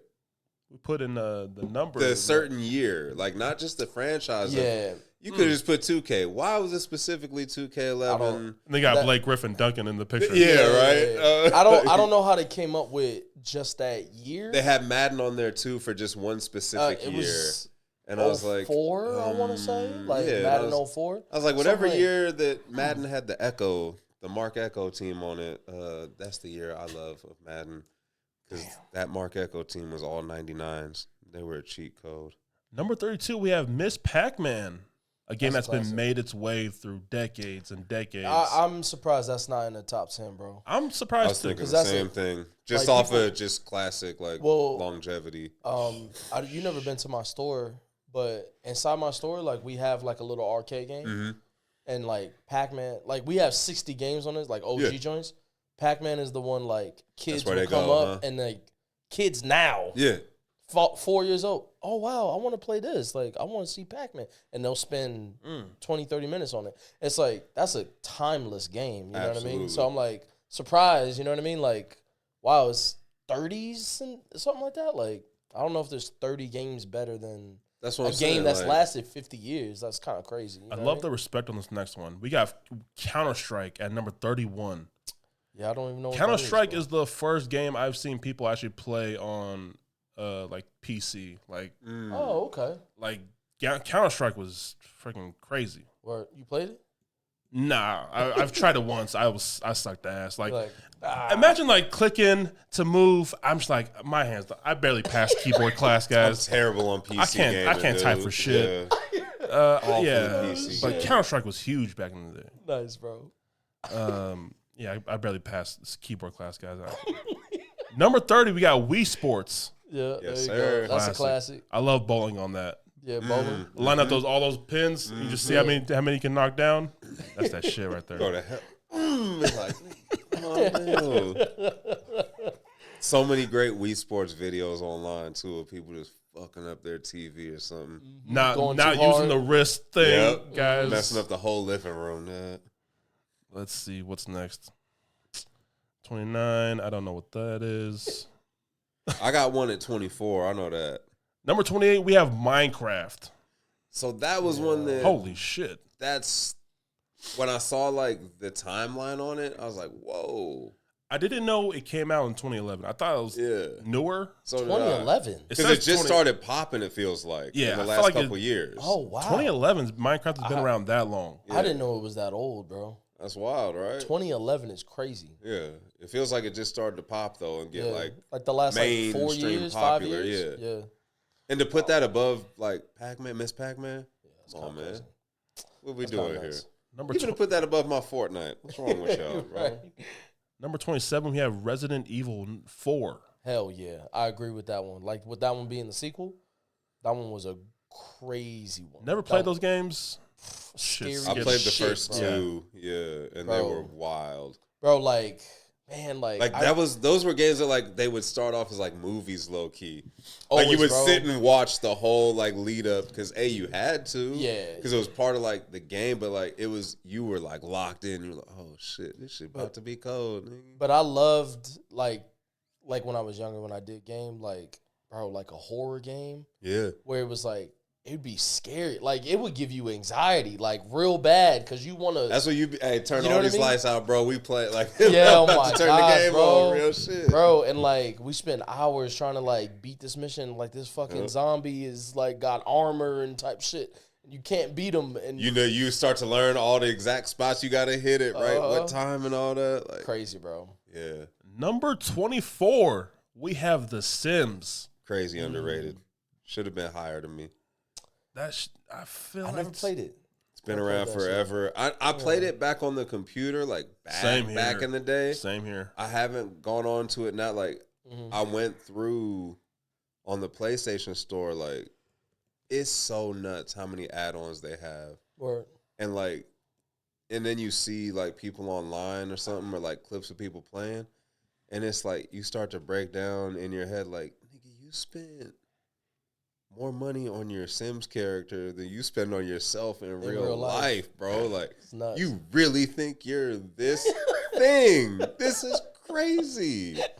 Like, for a game to have people in a chokehold like that for as long as they have, and for it to have just been constantly evolving over all these years, that's wild to me. I don't remember a game that early where you could be a person in a game like this and like set up a life that you wanted, like a dream house. Create your it's definitely a crazy time. Aaron fucks with The Sims heavy. Yeah. And like what a like just like for real too, like almost like on some like Seinfeld shit. Like we're just gonna make a show about nothing and just everyday life. Like for the Sims creators, just like someone to just be like, you know what? How about we do a video game where like just make your own life and you go to work and you sleep and you eat and you date and it's just like, okay, we could try it. And now like all these years later, it's like, nigga, head of its time, man. Billionaires. Like, what? Get out of here. Like, all off of just some like the simplest idea you could possibly think of. That's crazy, bro. I love the respect for number 23. We have Tony Hawk's Pro Skater, the first one. Yes. Classic games. Love it. Like, bro, I'll never forget, like, the soundtrack. The soundtrack used to be so fire, bro. It made me not want to play the game so I could just listen to the shit in the menu. You know what I mean? So the song Gorilla Radio reminds me of Tony Pro Hawk Skater. Nice, like, bro. Yeah. Bro, that's a classic, bro. And for, like, high key, like, that shit did make me want to skate. I never did. I was like, nah, I was way too scared. But I was like, yeah, that shit made me want to skate, bro. Yeah, great game, man. And like I feel like some McDonald's where they still have the Nintendo 64s in the playground area. Yeah. Always had Tony Hawk Pro Skater. Love it. There, bro. Number 22, we have Call of Duty 4 Modern Warfare. Okay. I feel like Modern Warfare definitely was like the game changer for this game series. Yeah, because if I'm not or Modern Warfare 2 or something like that. I feel like that's what people talk about. But like before, like Call of Duty used to kind of be ass.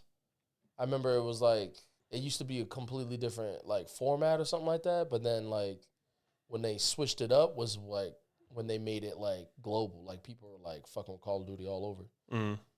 I didn't really play it though. Call of Duty is a wild place. It's a real wild. I used to play Call of Duty heavy. I never got good at it. I was always the dude on the team that like just runs out. We would play like team deathmatch, and like I'd be the dude that was at the very bottom, it'd be like 5 and 28. I'd be like, hey, but we got the win in those 5 kills. Needed every one of them, my guy. They're all valuable. I'm definitely that guy that has no strategy in this game. I'm running out to look for people while I'm getting sniped. Yep. I have people. Absolutely. What the fuck are you doing? Get back here. Like little Leroy Jenkins type shit, bro. Like straight up. Jenkins. Like, guys, I'm not a type of hide and stuff like that, guys. I'm not tactical like I'm it. Like, not. I got somebody over on the mountaintop at 360 degrees southwest. And I'd be like, nigga, what? Sir, fuck? What?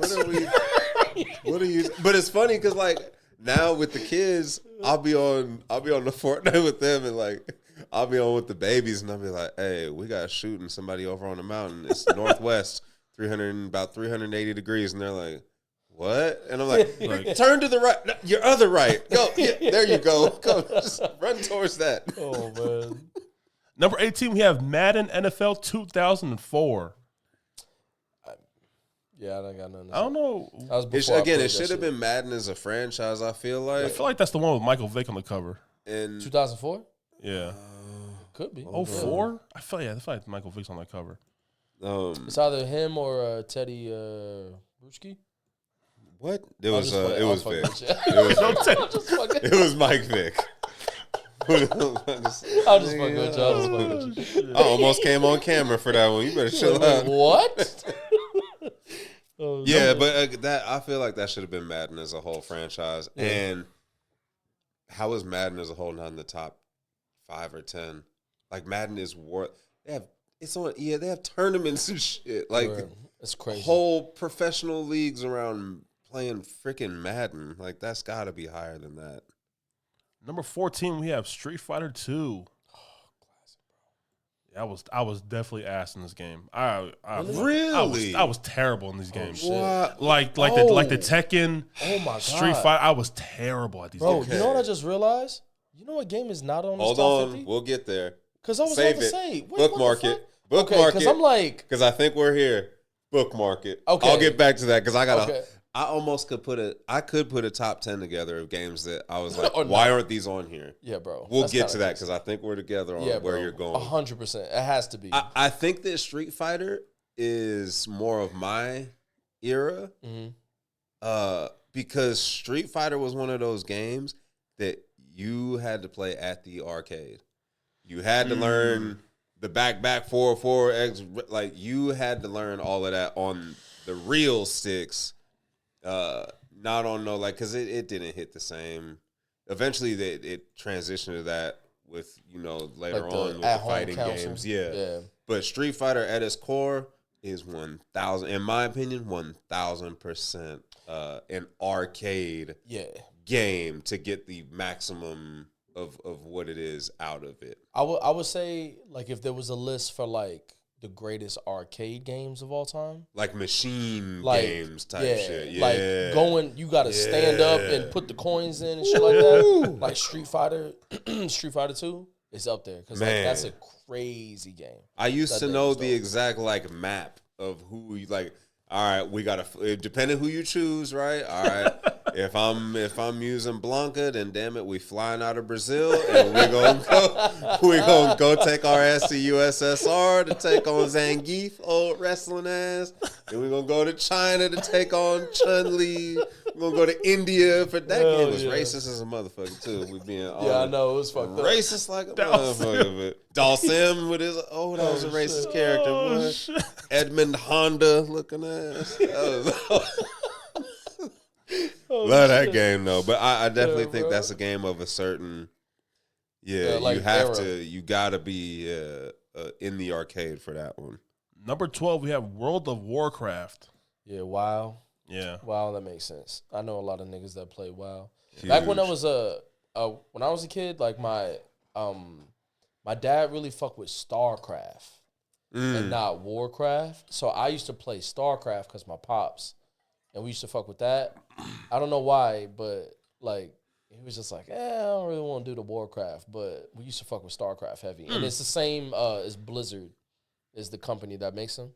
It's the same effects and everything, but I've heard it's a really dope game though. People still fuck with it to this day. Yeah, it's still got a huge following. Oh yeah. Number 11, just right outside of the top 10, we have Halo. Now, Halo, we would system link our Xboxes. So there was a wire where you can connect your Xboxes. Oh, yeah, I've heard of such things. Yes. Every Christmas or Thanksgiving when our family was in town, we would system link our Xboxes and have Halo tournaments. That's dope, bro. Or just, it was insane, man. It was great times with y'all Halo. It was like y'all were ahead of the times almost, like playing online type shit. That's dope. I like that. So that was the cool thing about Xboxes back in the day, especially the first Xbox, where you could have that wire to connect your Xboxes together. Yeah. But I was only a fan of the Halo 1. After it got to number 2, I was like, nah. It lost its feel for me. Sure. Number 10. Let's see what this shit is. I don't know what that is. What the fuck? I don't know what that is. Skyrim. I know Skyrim. I hear Skyrim a lot. Yeah, I know. At number 9. Skyrim. I actually tried to play it once back in Missouri, and it's not for me at all.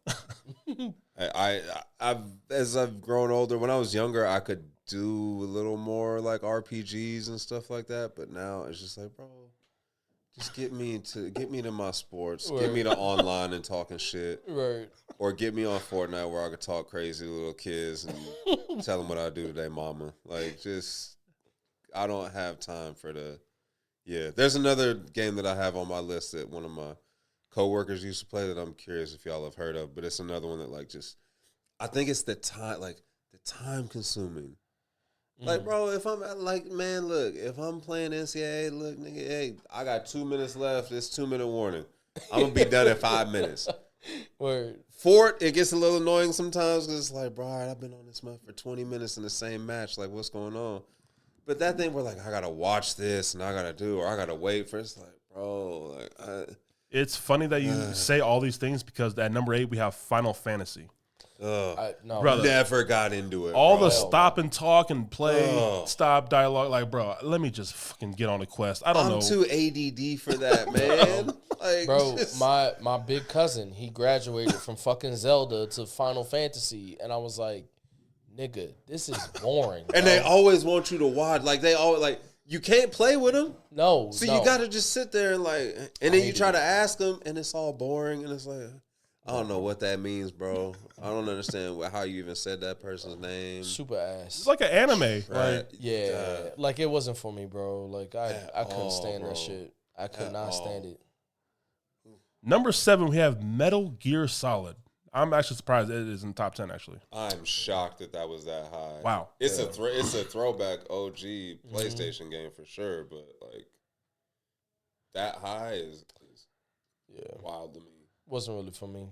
Number 5, we have The Last of Us. I hear great things about the show. Hell yeah. Show is dope. You guys like the show? Show is dope. It's dope, bro. Season 2 coming out 2 months. 3 months, Yeah, I hear good things about the game too, so yeah, I'm surprised it's kind of that high too. You know who you know who just said that it's the greatest game ever? Kanye. Really? Yeah, he said randomly on the day, he said Last of Us is the greatest game ever. Like, I fucking love this game. I'm like, shout out to him. Jesus. Oh my god. Number 4, we have Super Mario World. Word. Wow, nice. Yeah. I mean, here we go. With Mario. No, you can't. No, that's one of the OGs. Yeah. And the other OG is represented properly right here, coming up to in the top 3. Number 3, we have Grand Theft Auto. Yeah, can't go wrong with that. That's undeniable. Yeah, that's if you can't even like. Look, man, my TikTok algorithm is filled with T Grizzly, the rapper T Grizzly, playing Grand Theft Auto. Hell yeah. Online and doing gang initiations for his online gang. And like, Grand Theft Auto is cinema. Yeah. It's absolute cinema. It's, if you're from LA, and apparently if you're from Miami too, but if you're from LA, like, duh, it's crazy. I thought we would get San Andreas instead of Because of Number the 5. They only put cheapness 5. of it, or I felt like San Andreas bought more of. kind of kickstarted it all. Like Yeah. that. It kind of brought a whole new wave and feel to the game. I can see that. Yeah, so. Well, and I don't know if y'all are like, do y'all remember the very first Grand Theft Auto that was nothing like? I had it on PS1. It was terrible. And it was An all awful video game. bird's eye Yes. view. Yep. And it was all awful pixelated. video game. Yep. Terrible. One of the worst games ever on the list. Like terrible game. It was the first and the second one were like Yep. that. And The then the second third was when they the went. third was when they started to turn the corner with Yeah. Rockstar and all that. Yeah, And it just and now it's the most maybe anticipated game ever. Yeah, bro. With 6 The one that, because like I did not fuck with, but I played that first one. Mm-hmm. But then I didn't play the two in between. But then Vice City. Vice City got you. Vice City was nuts.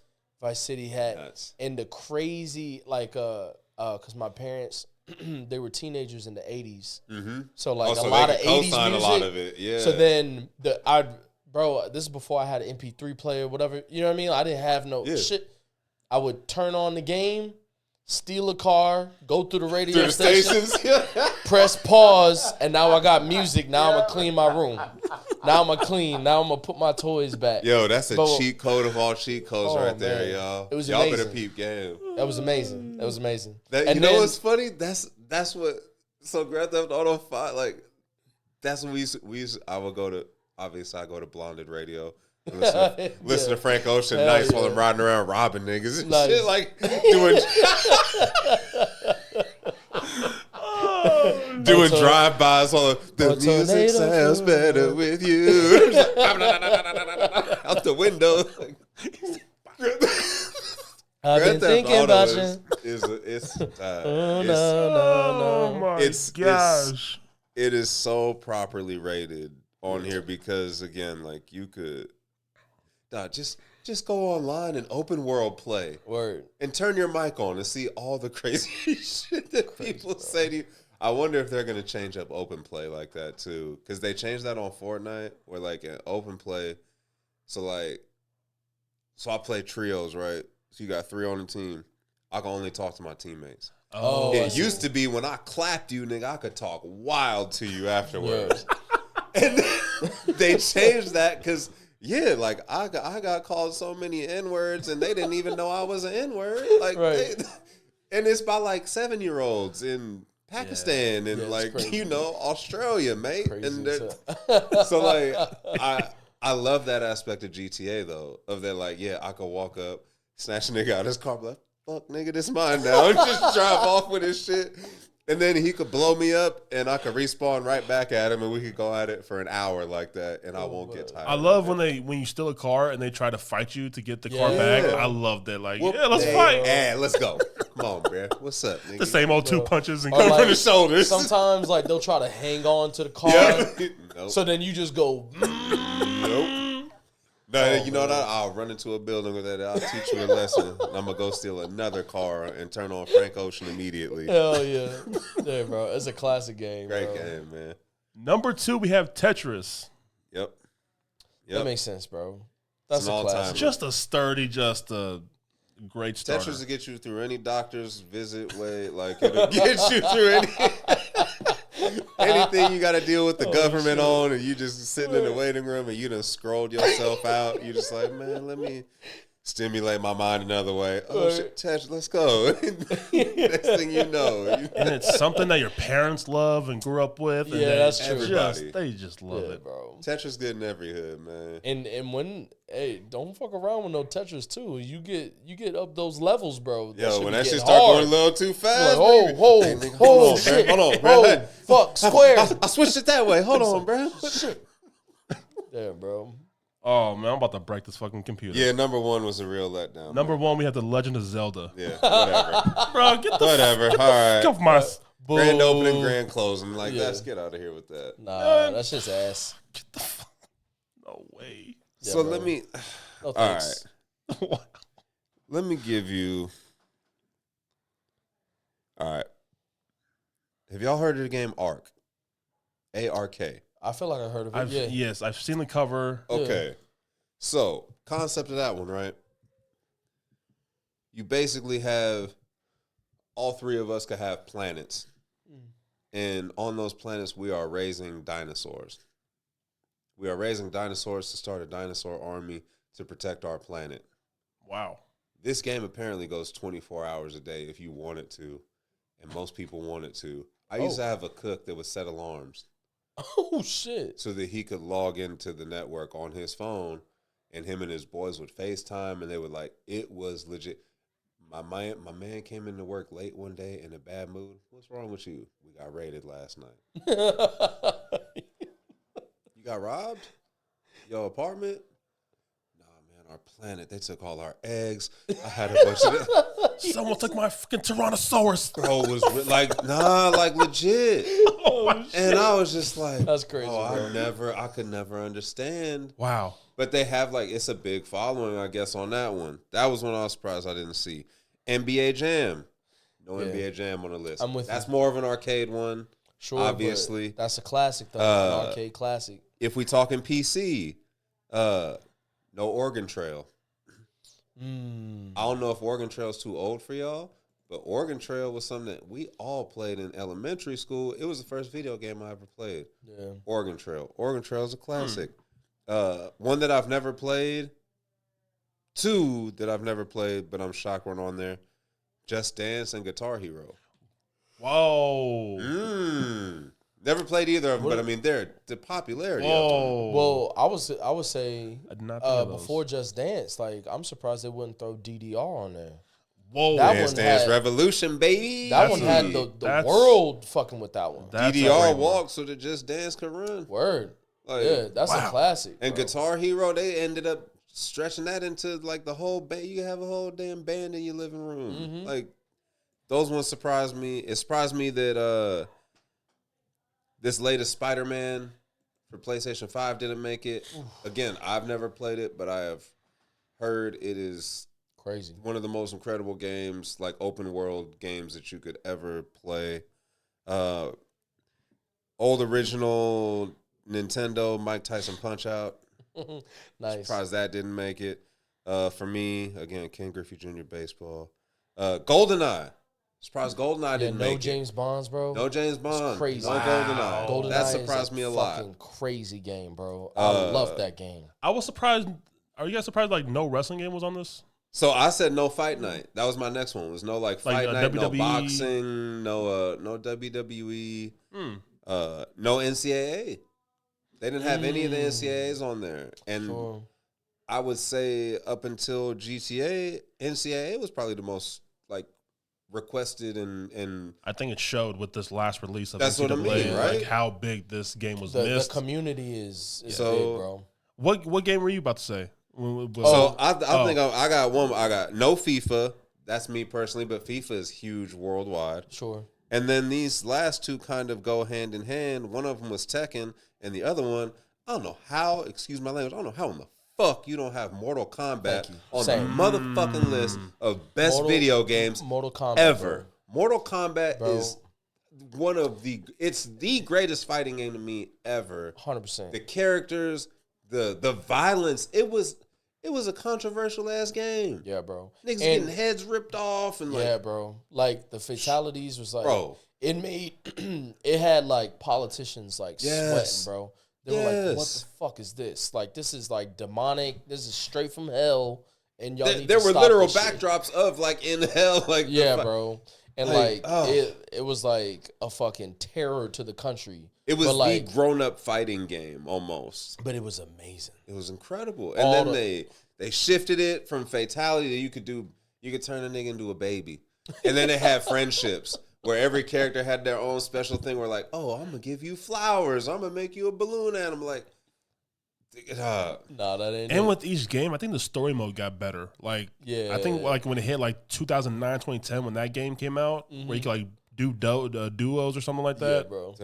Yeah, it definitely stepped up Mortal this game. Kombat Bro, should have and that's criminal. Just survival mode. Yes. Just like run through. The whole like going up the thing, like my you God, Mortal Kombat. Mortal Kombat was Wow. the shit. Shout out to my nigga Raiden, bro. When Shang Tsung showed up and changed the my game, God, and you bro. could turn into any character, Yeah, And bro. then brother, do you know that in 1995, a 12-year-old little Drew Era had a book that was like this thick, a magazine of it was Mortal Kombat 3. Hell yeah. And it had all the codes in it. Fuck And yeah. when you use Shang Tsung, you had to learn how to turn into, nigga, I probably could I could barely tell you what 2 times 2 is, and I could probably tell you the codes.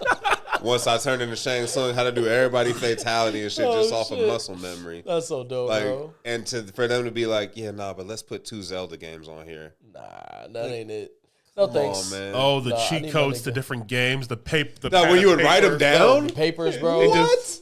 Bro, I used to fuck with, cause like, I forgot what the fuck the magazine was, bro. There used to be a gaming magazine that my dad would get me like once a month.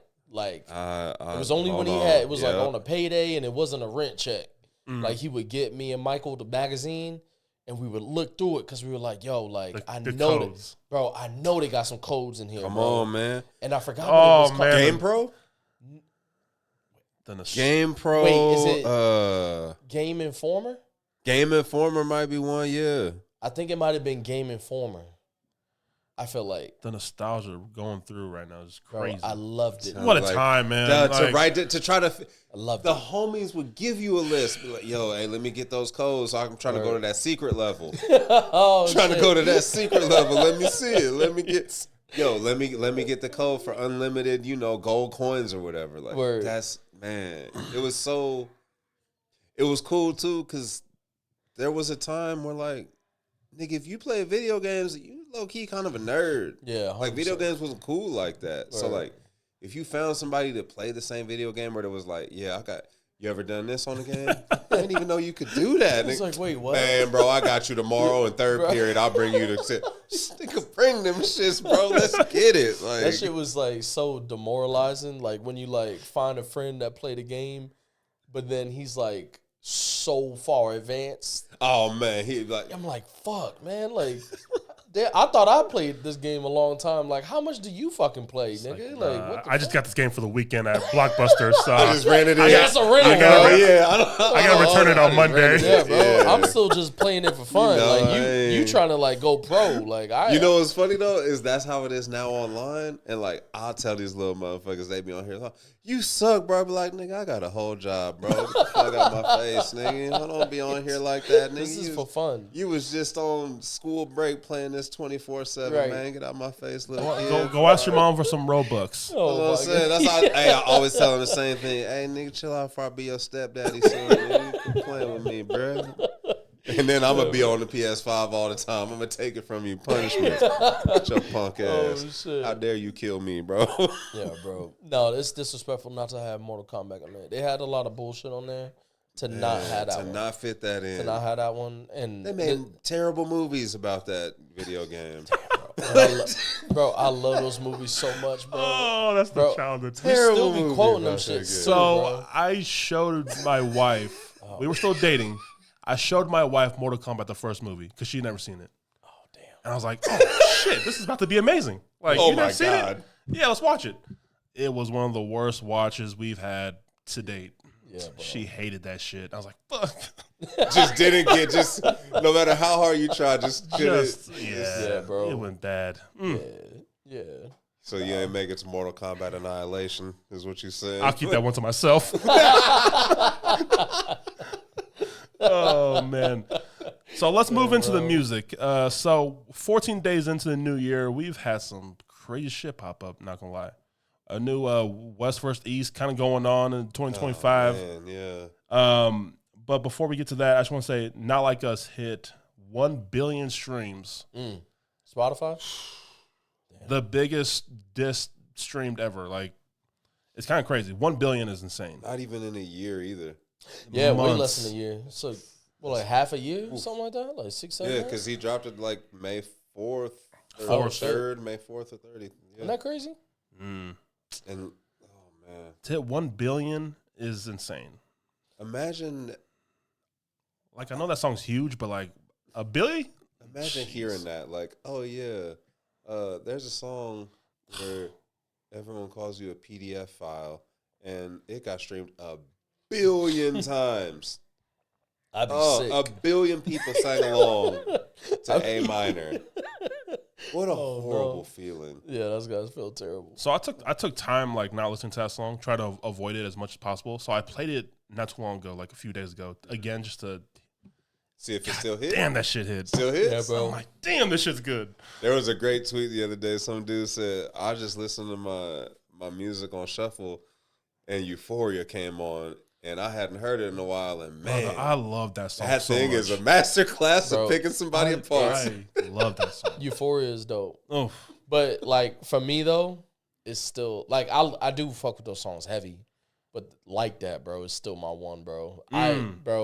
I thought you was about to say Family Matters. I was going to jump across the shit on you. No. bro, as soon as that beat plays, That's what get. Oh my goodness. And on the shuffle, you hear that doo doo doo doo doo doo. I'm like, God damn, I'm back.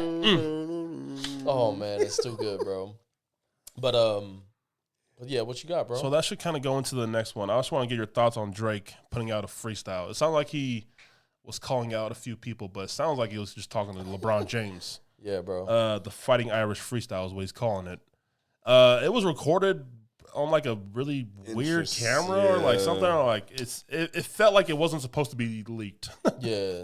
The way it was filmed, but It looked like I was like recording you on my phone. I almost Like feel an- like like he an did old that phone on on purpose to try to make it seem more to give it like a little extra energy. edgy feel or something, energy to it. When like, bro, you called it Fighting Irish freestyle. Like that was LeBron's high school mascot. Like the subliminal stuff is corny. Like Where it's like it's subliminal, but it's not. It's like not weird. That's what I mean. Like either be direct or don't. Yeah. You're riding this weird. You basically called it the Laker middle. freestyle. Like, yeah, the star Laker player freestyle. You know what I mean? Like it's. I don't know. It's the only NBA player with 40,000 points freestyle. Like, oldest player in the league freestyle. We get it, okay, nigga. bro. Like we got you. Just say that he cheated and be done with it. But like, bro. I think for one, that's the most. I don't even. Man, look. If we're being real, I don't think it's. For one, bro, let go. that's what I'm saying. Just why would you keep on with this? Why are you trying to? Bro, you should never talk about anybody ever again. You should be the last nigga to open his mouth about anything anybody does. This is a classic situation of, the homie got caught. Mm-hmm. I got caught. I'm taking the homie down with me. Word. Here we go. You're coming with me. You were a part of this shit too, or you were affiliated because you got mad that the nigga danced at the fucking pop out, or because he danced at a show or something like that. And yeah, I get it. You had the nigga out there with his son after his son collapsed on the court at the LA show, and y'all came out together and hugged and all that, and we're family. Nigga, no, you're not. What in this beef has not, like, gotten through to you yet that, like, nigga, no, none of these people, they don't like you like that. No. And that's your fault for liking them like that and thinking it was something more than it was. Like, your lack of friendships got exposed in this. Why? Okay, nigga, get back in the booth and make some hits. Get us back on your side. Like, this subliminal riding the fucking middle shit. He's saying it, but he's not saying, like, bro, that's corny. The fact that it feels like no one even really cared. Except reactors. I mean, I think it's very telling. I think that the fact that people care more about the DMs and shit with academics and Stephon Diggs and all that stuff and the designer guy, like, I think that's more telling that Drake went in there, he did what Drake does. It was a perfectly fine freestyle. There were some bars in there, whatever. But, bro, it didn't move anything. No one cared. Like, nobody cared. I think it's really hard for him because of the way that things played out. And that's where I feel like I understand it. I understand. Yeah. But I'm happy that things are happening the way that they are, because for a long time, I really wanted to say these things about Drake because, like, you know, if this was 5 years ago, we'd probably be breaking down every other week, him and Kanye going back and forth. and him dropping subliminals all the time, and him dissing Pusha T low key, and him dissing or his good IG music, posts, all or these his things, whatever. right? Yeah. And it got to a point where I was like, bro, like this is like 3 straight albums, and this nigga's still talking about Ye, and Ye hasn't said anything in like a minute now. Pusha hasn't said any, like everyone's kind of like going on about the shit, but like, okay, I'm listening to the shit, and I'm like, that's a Ye bar. Okay, that's a Ye bar. Okay, that's about Kim. Okay, yeah. And I'm like I feel like the obsessiveness is kind of like feeding the downfall. It's where ruining it's the like, art. cause like I personally I liked it from a rap perspective. I felt like yeah, me too. I felt like the beat was nice. I felt like he was just doing his thing. Like he was like getting back to some bars. There was a little the only thing I would say, like, he does have that in when he gets like he has like that flow that he's used so many fucking times that I'm like, I don't know, like it gets kind of old. It got a little repetitive. Same that everything. tone, the tone with the flow, with the. You could have put that freestyle over 10 of his other beats or songs, and it would have fit perfect. And he has like 3 of those on every album in the last, you know what I mean, whatever. And it's just like, okay, I get it, but I'm like, you know what? I'm not even mad at it because at least, you know, the nigga is rapping and he's doing his thing. But I'm like, with you, at what point do we get over it? But I think that might just be him though, because how if we were to really go through the catalog, bro, he was dissing Meek Mill for 4 years. Where I'm like, I'm not mad at it, like, to a certain extent. It's just like, I don't know, like, I just feel like he just holds on to it too much. Where it's just like, nigga, like, know how to win too. You know what I mean? And now, know how to lose. Where it's like, people have been, like, mad people, fans and shit. Like, bro, like, kind of stay quiet for a little bit. Stay quiet and then, like, really work on the shit and then come out with the fire, bro. I don't think his ego can do that, for one. No, 100%. Nowadays. 100%. But also, I think that one of the big things we learned through this, and that Kendrick really, like, called him out on and made it a point to say, was like, bro, Drake is like that classic, like, nigga, I can do and say what I want. It's not going to happen to me. Yeah. And it's like, bro, there's only so many times. We've learned that Drake does not know that limits exist. He doesn't know that certain people, when they say, hey, my nigga, quit fucking with me. I'm not on that time with you right now. Word. And he thinks he could just keep poking. Yeah. And poking. And he's going to do it. Poking. Yeah. Until somebody finally snaps and calls you a PDF file and leaks out all your shit and tells the world what a piece of shit like, you are. What the hell, bro? And then like, then your reaction is, whoa, wait, what? Yeah. What? And it's like, no, nigga, I did 3 songs telling you to shut the fuck up. Don't mention this, don't mention that. And what do? Mention this and then mention that on purpose. And nigga, it's only so many times before people play with your ass about that shit. And Drake just constantly thinks he can play with people on that before somebody snaps on his ass. I did think it was funny too because he tried to like be rabbited. Yeah. Where he was like, oh, I bet you're going to talk about the young girls, blah, blah, blah. And it still hit. And that's what bothers me about like the whole aftermath of this, right? And him going on people's going out with streamers and stuff and like making the little comments and like almost trying to be self-deprecating, but not quite, because you could tell that shit really hurt him. You could tell. And that he's really bothered by the whole situation. So it's like, I just don't understand why he don't just shut up and just... Another thing I've learned from all this is, man, Drake's crisis management team is terrible. Yeah. His team is awful. They've handled this about as terribly as... Because if I'm anybody on his camp, I'm just looking at him like, nigga, why would you do that? Yeah. What is this helping? How is this bringing us any kind of positive attention? Like, nigga, Kendrick's about to do the Super Bowl, bro. Yeah. How about we just fall the fuck back till maybe Q3 of 2025? Word. Maybe in your old songs, you know, you said summer's mine. Nigga, let's target the summer. Okay? Right. No, honestly. Because right now it's clearly Kendrick's time. Yeah. So let him have that. Cool. Word. get back to your heartbreak, Drake, or whatever the fuck direction you want to go in that isn't beef related. Right. Because it's over. You lost. Yes. Or at least it should be over. And that's why, like, this whole Joey Badass and the East-West thing, look, I listened, right? And I thought it was cool because it's fun that this whole Kendrick and Drake thing has seemingly made everyone, like, want to compete again with rap, which is, to me, a part of hip-hop, and it's fun. As long as it just, stays rap or whatever, right? And it's like with battle rap. That's why I love battle rap, because it brings out the best in people, right? And I listened to the Joey thing, and I didn't get where the diss was. I don't understand why people from the West took that. Like, I'm sorry, Ray Vaughn, and I don't like Ray Vaughn. I don't care for his style. I think he's kind of corny. I think his bars are kind of corny. I don't like how I feel like he's always yelling at me when I listen to him rap. He's got a high, it's very loud, high. Yeah. I don't like it. Sure. I thought his shit was just a bunch of reaching and just a bunch of like, hey, look at me. I'm on TDE and I matter too.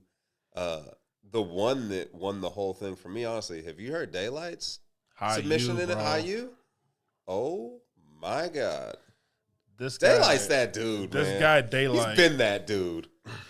Even when he was shitting on stage, he was that dude in a Spawn outfit. Oh, that's at the Joe Budden shit, right? That's it. Yeah, and he kind of references that in the free. Like, it's a beautiful takedown of New York as a whole from an LA dude, while also not calling anyone out and being kind of respectful in a way too, but also on the slide, like, it nigga, sounded New York like ain't shit. a homage into like what he's done in the NY streets, and it sounded like he was shouting out all the boroughs and like giving New York love, but also kind of telling Joey at the end, or any East Coast artist, like, if you want to go that route, like, we can go that route, but it's all love. I respect you guys, but I'm gonna leave it there. And he also said like how he like one of my favorite parts of that shit is when he says like Ab-Soul told him he got to go out to New York and like to slay the beast, and he's like, I went out to New York and started the feast, and like, and he talks about how he took like it's just it's being respectful to New York, but also letting New York know like, nigga, chill out, bro. And that beat he was rapping on, beat, what? That's soulful shit, What? bro. Sounded like something Joey would rap over. Man. And again, like, that's what, if you want something to come from that and want people to start going back and forth, again, I didn't think that Joey took a shot at the West. I thought that was what you're supposed to do. Every region has had their time. Right. Everybody, like, there was a time, we all know this, we was talking about it with the one-hit wonder shit. Nigga, the backwoods could not exist right now. Right. Because next to no one outside of Atlanta gives a fuck about Atlanta rap right now. Everything is the West Coast right now because Kendrick made it that way. And guess what? It's going to go back to New York. Or it's going to go back to the Midwest. Or it's going to go back to down south. Because everybody's going to have their... It's all a cycle. cyclical. Yeah. It's all cyclical. The sounds and the music. It just so happens that right now the West has it. And I think Joey was just being a fucking solid New Yorker and being like, yo, nigga, we created this shit. Let's get it back. Well, I also think too, like, just because, like, you can't help but pay attention to, like, the way that the mainstream follows that regional shit too. They follow the trends. They follow the trend, right? Yeah. So I'm biased, but I'm not mad at the nigga saying, like, there's a lot of West Coast dick riding. Of course. Because it's like the marketing is behind them right now and it's on the mainstream. You see what I'm saying? Like the radio and the TV and the commercials and all this kind of shit. It's like, oh wow, these guys are great. Yep. And it's like, I mean, objectively, like even just TDE, like they had all of 2024. Like they smoked that shit. Certainly. But then it's just like the extra. It's like, all right, nigga. Oh, you been a West Coast dude this whole time? Shut the fuck up, nigga. Like, you see what I'm saying? The pop-out made a lot of niggas mad. And that's like, okay. Cause then you have the Tyler. And now you get Tyler thrown in your face now. Right. And it's like, oh, nigga, you're from LA too, and now you're on this and you're da-da-da. Like, come on, man. And like again, when the South was doing their thing, I was one of the biggest haters. Cause I was like, man, what's this bullshit ass fucking these goofy melodies, niggas doing stupid dances with their songs and shit. Meanwhile, if a nigga came in here crumping on some West Coast shit, I'd be like, nigga, that shit hard. Nigga, C-walk on these niggas, bro. What's up? And cause that's just, there's nothing wrong with civic pride. That's how it's supposed to be. There's a reason you have Minnesota hats right there and a goofy fucking Boston man cave sign right there. You know what I mean? Like, but also Nipsey's right there because it's regional. It's what you like. It's what you're a fan of. It's what you grew up with. So yeah, for you, the backwoods holding a spot in your heart. There's a reason for that, 100%. And so that sound might hold a certain spot in your heart.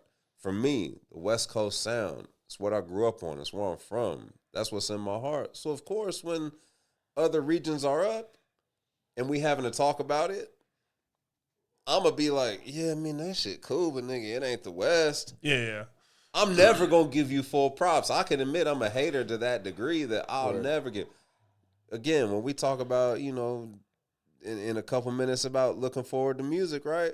Yeah, like, nigga, one of my favorite rappers right now, if not my favorite rapper right now, it's Playboi Carti. He's from Atlanta. Mm-hmm. He's terrible. He's trash. I'm always going to ride for him. But guess what? If it come down to like, hey, nigga, you got to listen to him or some West Coast. Nigga, it's West Coast all day on mine. Nigga, Playboy who? Nigga, get that high-pitched, goofy voice little nigga out of here, man. Like, because that's what, and to me, that's all Joey was doing. Yeah. And I don't see the need to respond, especially if you're fucking Ray Vaughn, who's just trying to get, you know. Brother, we're having West Coast streamers getting this, like, sending their shots. They don't even rap like that, but they're rapping on their stream and, like, bro, sit your ass down. Like, and that's like, that's the thing too. It's like, it feels very like forced and manufactured. Like it's not mid-90s East Coast versus West Coast shit. It's not even like control. You know what I mean? Like, it's not even that. Like, let me respond. You know what I mean? Like, let me jump on this. He never said it's too much TDE, dick licking, or too much Ab-Soul, or too much. Like, he just said it's West Coast, and he's absolutely correct. Right. He is. Like, he's not wrong. So, I don't understand the outrage. If anything, like, if I'm Ray Vaughn, if I'm all them, if I'm the West, I'm like, you motherfucking right. We on top right now. Yeah. This was our year. Word. To your point, like, nigga, we had Soul drop, we had Q drop, we had Sir drop in the beginning of the year, we had Doechii have a year so good that they calling her an industry plant. SZA's all over the place. SZA, Kendrick, even though he ain't even with us no more, he just like, come on, man. Of course it's our year. And Tyler's dropping too, right? So it's like it's the West year, and that's cool. Because guess what? For the past, 8 years or whatever, it's been Toronto's time because of Drake. All right, so, like, everybody chill out. It's cool what Joey did, but let's not act like, you know, like, come on, man. I'm just excited for more Joey. An active Joey is something I want, so. That's fact. That's honestly what I took from it most was, like, Joey cool, man, this bro. guy's cool. He's got that demeanor, man. I fuck with smooth, Joey. Bro. Yeah. Like, Joey could spit. Cool. But let's get into XXL putting out the most anticipated hip hop albums for 2025 so far. At number one, they have Ye. Bully. Bully. Yeah. He had a fun tweet earlier today.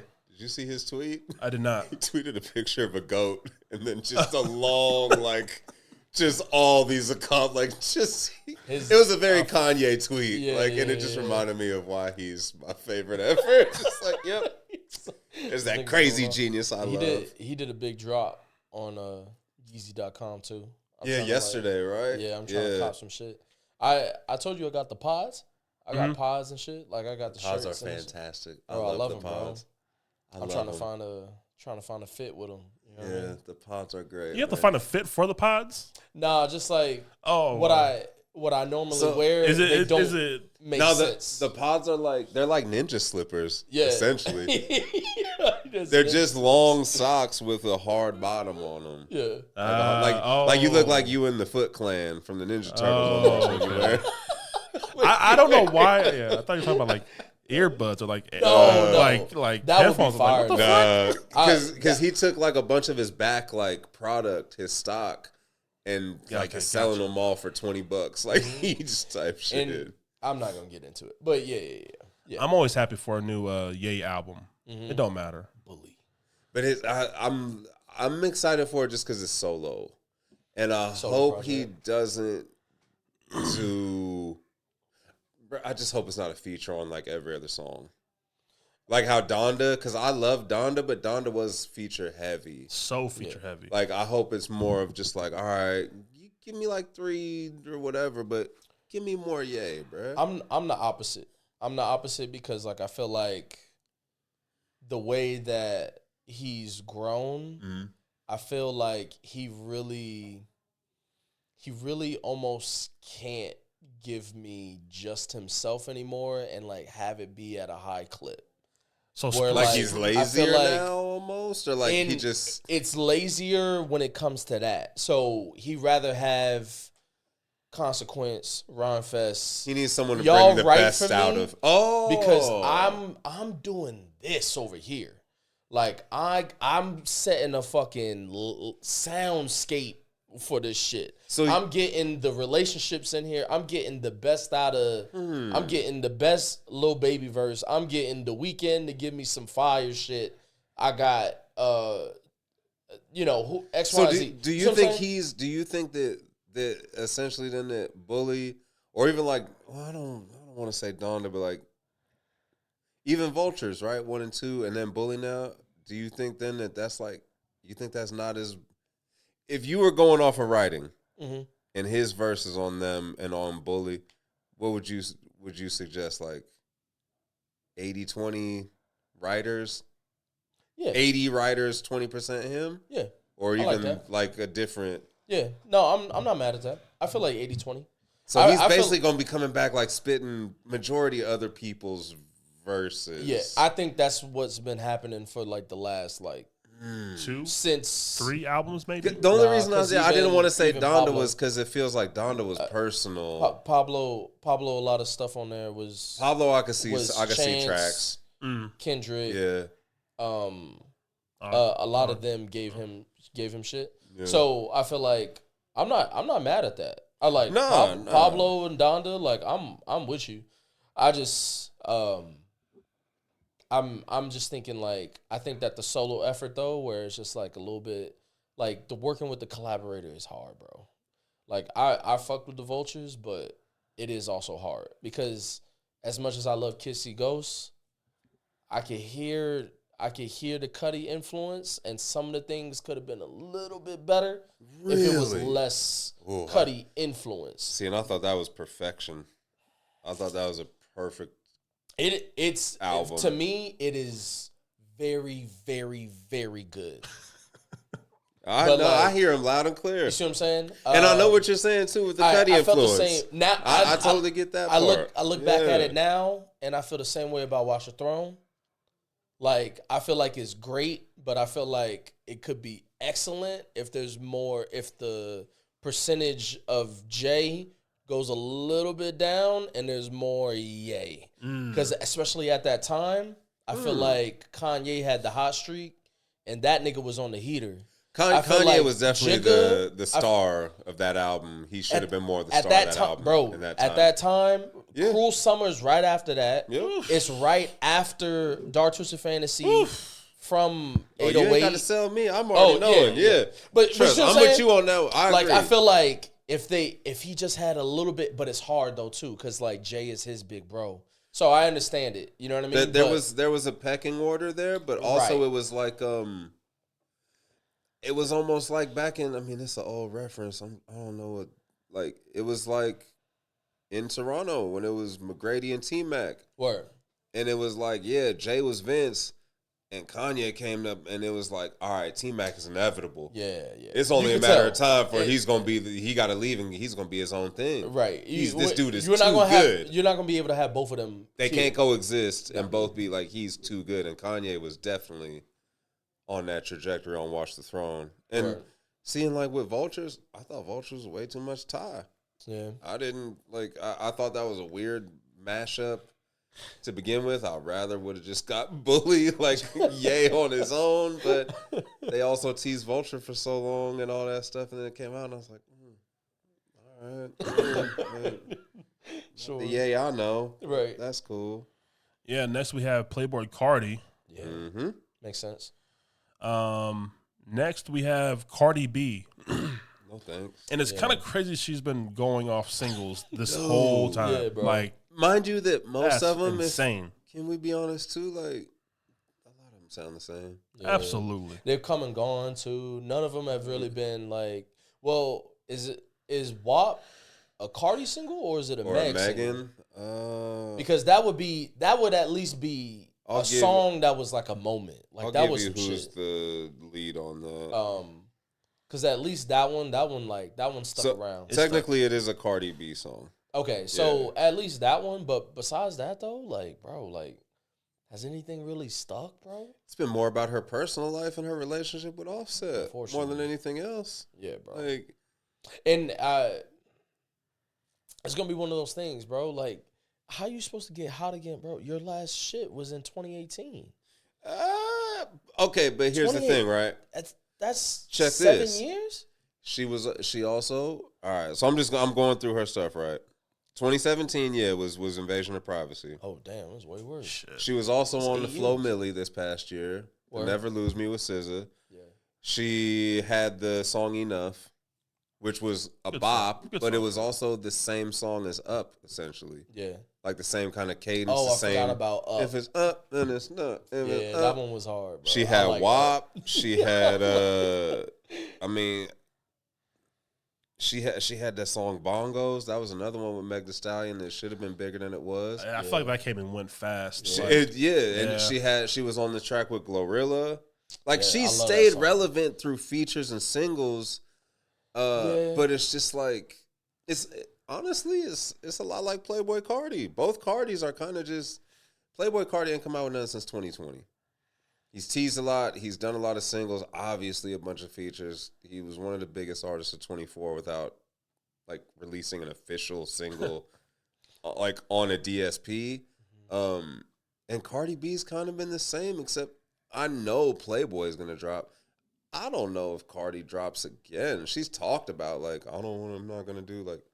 I think it's. And with all the women rappers out right now too, it's like how are you it's gonna heating up right sound different than the style you helped create with all these women that are now rapping about the same kind of stuff that you were rapping about 8 years ago now. But that's where I feel like there's a difference between Playboy and her. Playboy still has an aura around his mysteriousness and like when he'll drop. And I feel like the energy is different because of that.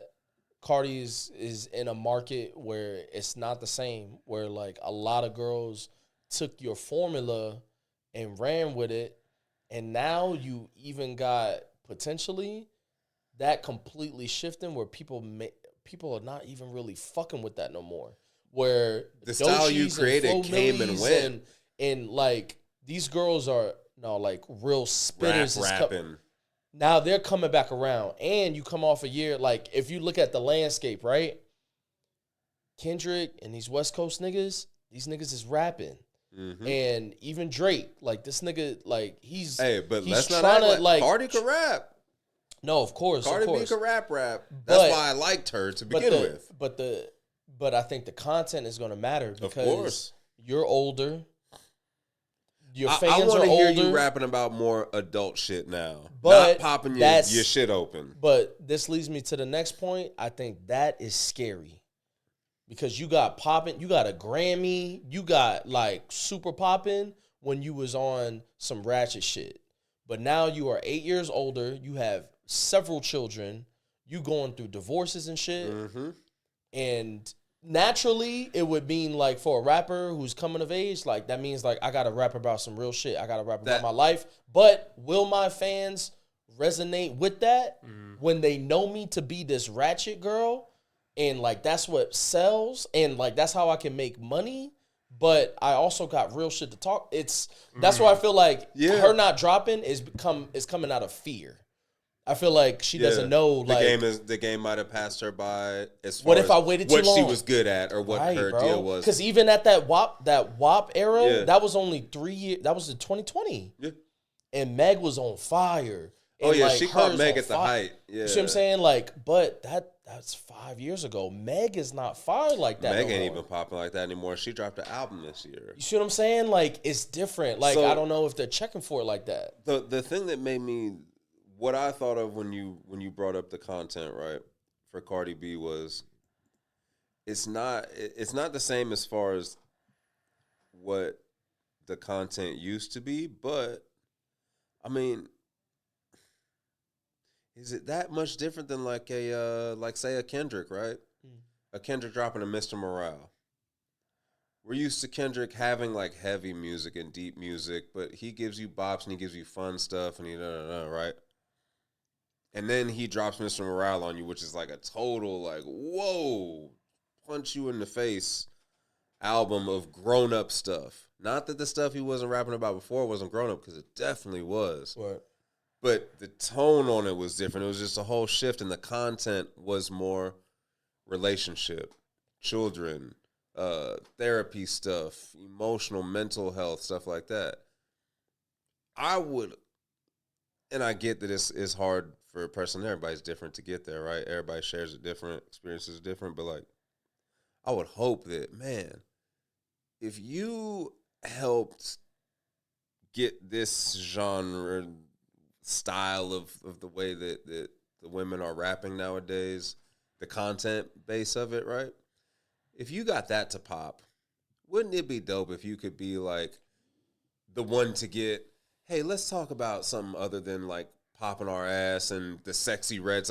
Let's get the sexy reds the fuck up out of here, please. And like, or if they're gonna be around, let's rap about something a little bit different. So why don't I be the one that after 8 years and everybody wants me to come back out, why don't I rap about cheating on my husband cheating on me? Not on no ratchet shit though. No. Like on some shit. Like on some grown woman shit, right? Yeah. I'm a mother now, and I'm a this and that. Like, unlock a new fan base of women who could be fans for you going forward, because you're not always gonna have the 20-year-olds at the club. Like, that's the thing. Like, I wish that. And who knows? Maybe she'll shock us all and do it. But like, I tend to lean more towards your side of like, yeah, that's a lot, man. That shit's heavy. Not everybody got the confidence to do what Kendrick did and just be like, yo, I'm gonna put this shit out. I'm gonna put it all out for y'all, and I don't care what y'all think about it. And the ones who are supposed to get it are gonna get it, and eventually the ones who are supposed to get it are gonna end up getting it. And if you don't, whatever. I don't know that Cardi's built that up, like that good standing in hip hop to do that. I don't know if we take her serious if she did either, because of her the previous stuff. You know, like you can't be WAP and then come to me talking about motherhood. Yeah, stuff exactly, like that. You know what I mean? Like, I'm gonna look at you like, that's deep, but also like, yeah, weren't you the one talking about the dangling in your throat and all that? Like, that's kind of deep. That's almost like she's painted herself into a corner. Right. It's like I was thinking of a comparison. You know what I mean? Like, I feel like it's different because like Kendrick, even though he went so different on Mr. Morale, he still was Tim Duncan. He's giving you 25 and 12 and 3 blocks no matter what. So even though it's a little bit different, okay, he's giving you 30 now with two less rebounds. Solid. No, it's still solid. She was Derrick Rose. So now that's it. So when he comes back, yeah, he's giving you 18 a game. He's giving you 5, but it wasn't the MVP season. Yeah. And I feel like that's hard for those people to be like, yo, I was a fucking megastar off of this thing. She's still a megastar in a lot of ways. But I was a megastar off of doing this. If I try to come with the new, I don't know. That's scary to try to do that shit, to come with the therapy bars. After I was just, and how am I supposed to twerk with it when I perform it? Or just, or then just lean back into that. And because to me, that I don't want to say that like, it feels like the rap about that specifically is kind of starting to like simmer down and fade out, and hopefully it does, because like I think that's the most mindless shit. I think it's more mindless than when niggas do it. Sure. Because when niggas do it and then female fans complain about niggas doing it, and then it's like, but then you're gonna be at the club on Sexy Red, Right. but she's on the same bullshit except worse and more vulgar. But I digress. And again, that's like, I don't know that there's a Sexy Red without Cardi B. Yeah. So it's like, all right, if Cardi B is gonna come back and hang in the young girls game, like the game that you kind of helped make pop, right? Sure. Are you enough to keep that shit going and get it back? Or is she afraid that it's passed her by? And that if you drop that ratchet stuff, people are going to be like, man, we ain't on that time no more, bro. Right. We good on that. You can keep that shit from 8 years ago. Yeah. Like, we straight on that. We have to see. I'm not really looking forward to I'm cool if she don't drop.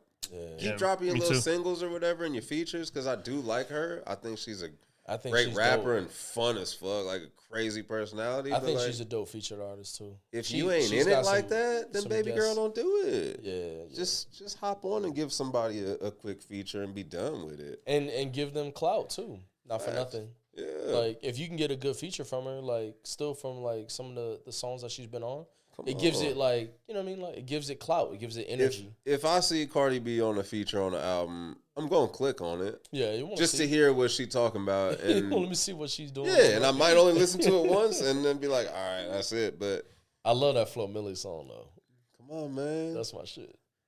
Never met a bitch like me in your life. Never been like that. She cold, man. But again, if you ain't in it, then baby girl, don't leave it alone. Keep being a mother.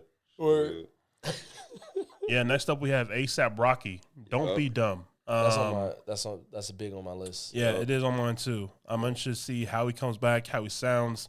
But right now it sounds like he's got production from Metro, Tyler, and a few others on this. Yeah, so have you heard the singles that he dropped this past 2 years? I heard the one heard with the J. one with Cole. yeah. Yeah, Ruby Rosary. and Hijack. That's about it. Hi, bro, you gotta listen to Taylor Swift. Oh yeah. Taylor Swift, and then because also he dropped videos for him, and I'm still like a music video dude, bro. The music He's video one of the for only ones Riot, that does videos good bro, anymore, and man. he fucks those up, bro. Yeah. Like he 2 years ago he dropped Riot, the videos. Oh crazy, yeah. bro. And then Taylor Swift, it's spelled different though. Yeah, but it's so dope, bro. Yeah, so I'm looking forward to Rocky dropping. We got Central C. Can't rush greatness. No thanks. No, thank you. UK could go drill bum for rap. bum. Yeah, like my bitch is gay. And then we got the OGs. We got Clips. Yes, bro. That's getting on my back list. together. I see that there is a collab with Kendrick and the Clips, so that's gonna be something to look out for. Bro, we were just talking about it, nostalgia too, bro.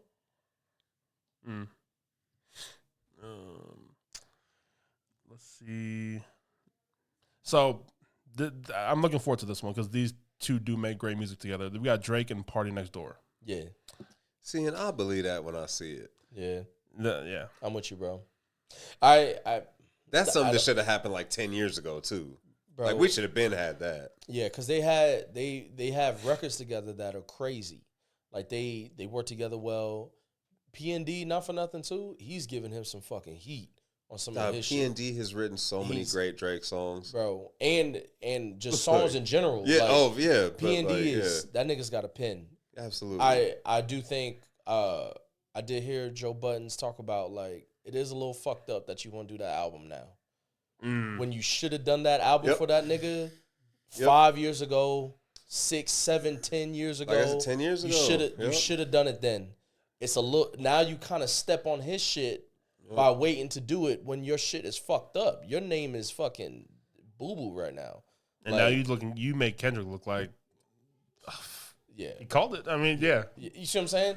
But like Jeez. if it's quality shit, it's quality shit. Yeah, It's like I know absolutely. that when they get together, like they make some dope R&B. You know what I mean? Like they make some good shit. So I still fuck with Party. Drew's gonna love this one. We got Mac Miller dropping. That drops Friday. Word? Yes, sir. Yeah. Lunarism. So it sucks that I got to Mac Miller after he passed. Like, man, what an artist. Yeah. Artist is a good word too, because he was one of them that like actually like played like instruments and did his own production and stuff, and like a real artist. Yeah. Word. Yeah. So I'm gonna be looking out for that one for sure. Next up we have Baby Keem. Yes, sir. About time. The hell yeah. And like low key, I ain't even joking either. Like more than Playboy Cardi, that's my second most anticipated album of the year. Is Baby Keem. I've been on Schoolboy heavy lately, and a lot of his beats like make me think like, man, Keem would kill this shit, bro. Like Keem would sound fire on this. So another artist too. Like Keem is out. He's out there. He gives a shit. He's a different kind of mind. He showed that on his latest album. Yeah. Like Melodic Blue. He showed that it. It's crazy, bro. Sing song and like all of it. The production. There's a song on there called 16. Yep. Oh yeah. Bro, that one's hard, bro. Oh my goodness. That was hard. The song. Oh man. What you think about song, you and I? The song that I got into Keem was the Orange Soda song. Of course. I think that's like everybody's entry to that was Keem. the You and James, bro. Yeah, bro. Like cuz it was a pandemic. Yeah. Like some young niggas, they were like, "Hey, listen to Baby Keem." So I was like listening to it. I was like, "Hey, this is kind of nice." But the second song that I got introduced to was that song Honest. Bruh, that's my favorite Keem song. Bro, that song is beautiful. He as was hell. 19 when he wrote that heavy ass song. Amazing. Because when you listen to the lyrics of that song, it's deep, bro. It's dope, bro. Yeah. And it's that sing song. I don't vibe, condone you know cheating, what I mean? but but right, look, but it's nice though. But yeah, like I fuck with Keem. I fuck with Baby Keem. Yeah, man. Yeah. And then they got the nerve to put Key Glock on here. I'm not a big Key Glock guy. Hey, can I hit you with a "we listening, we don't judge" moment? For sure. I don't mind Key Glock, bro. Huh. It's a couple bangers that he got that like I Shazammed, and I'm like, all right, man, I gotta listen to this dude because I just Shazammed about 4 of his songs out at like shows and stuff, and I'm like, all right, I would never like check for him like that, but I mean, if it's on and it's got a bump to it, come on, bro. Like, all right, y'all. We're gonna get into a top 5. Drew has the first top 5 of the new year. Oh, the first top 5 of 25. First top 5 of the new year. So we'll let him introduce it, and then all right. So I'm gonna give y'all the top 5. So this top 5 is the. All right, it was, now that I think about it, I'm saying it out loud, it's worded kind of weird. So this is the top 5 professional athletics that we would like to go professional in. So for instance, if you could go professional in any sport, what are the top 5 sports that you would go professional in? I will get us started to kind of get us on the right track, pun intended, because my number 5 is to be a track and field star. Hey, nice. I would like to be a professional track and field runner. I would like to be a runner. Don't give me any of the field events. I don't need to throw shit. I don't need to jump. I would love just to be a professional track because I would love the title to be like that nigga and be like, yeah, I'm the fastest person on earth. Yeah. Period. You get to travel the world. If it matters to you, you get to represent your country when you're good enough at this sport, doing the oldest like sport that there is in the Olympic Games. You know what I mean? Like the history and stuff involved in that. If you're good enough, like Usain Bolt, I was in Jamaica in 2018. Usain Bolt has like this gigantic restaurant with a huge statue of him out in the courtyard and stuff. Like his net worth is $90 million. Crazy. Usain Bolt running. Nigga, for running. Noah Lyles, the gold medalist or the best USA sprinter from this year, kind of fucking goofball. He's only 27 years old. He's already $5 million in career earnings. $5 million in 27. Like, you could take that. You could still run for a couple more years. You could turn into media stuff. You could turn into all this, like, and again, just like wear and tear on your body like that. I could run track, man. Make my little money, stack up, open a little track academy or something. Hell yeah. Go take pictures, kiss babies and shit like that. Number 5, be a track star. Nice. Marko, you want to go number 5? Yeah, bro. My number 5 is curling. Yeah, bro. That shit is hard. You trying to sweep? You gonna be out there sweeping? Bro, I can sweep, bro. Not for nothing. Hey, like, I can sweep, bro. I like sweeping, too. I'm not even mad at it. That's sweeping on steroids. But, like, bro, every Olympics, I'm like, yo, I got to watch my fucking curling, bro. That shit fire, That shit ain't it? looks so dope, bro. I'll just have knee pads, though, because my knee is just fucked. But I could do the bend down. Where they?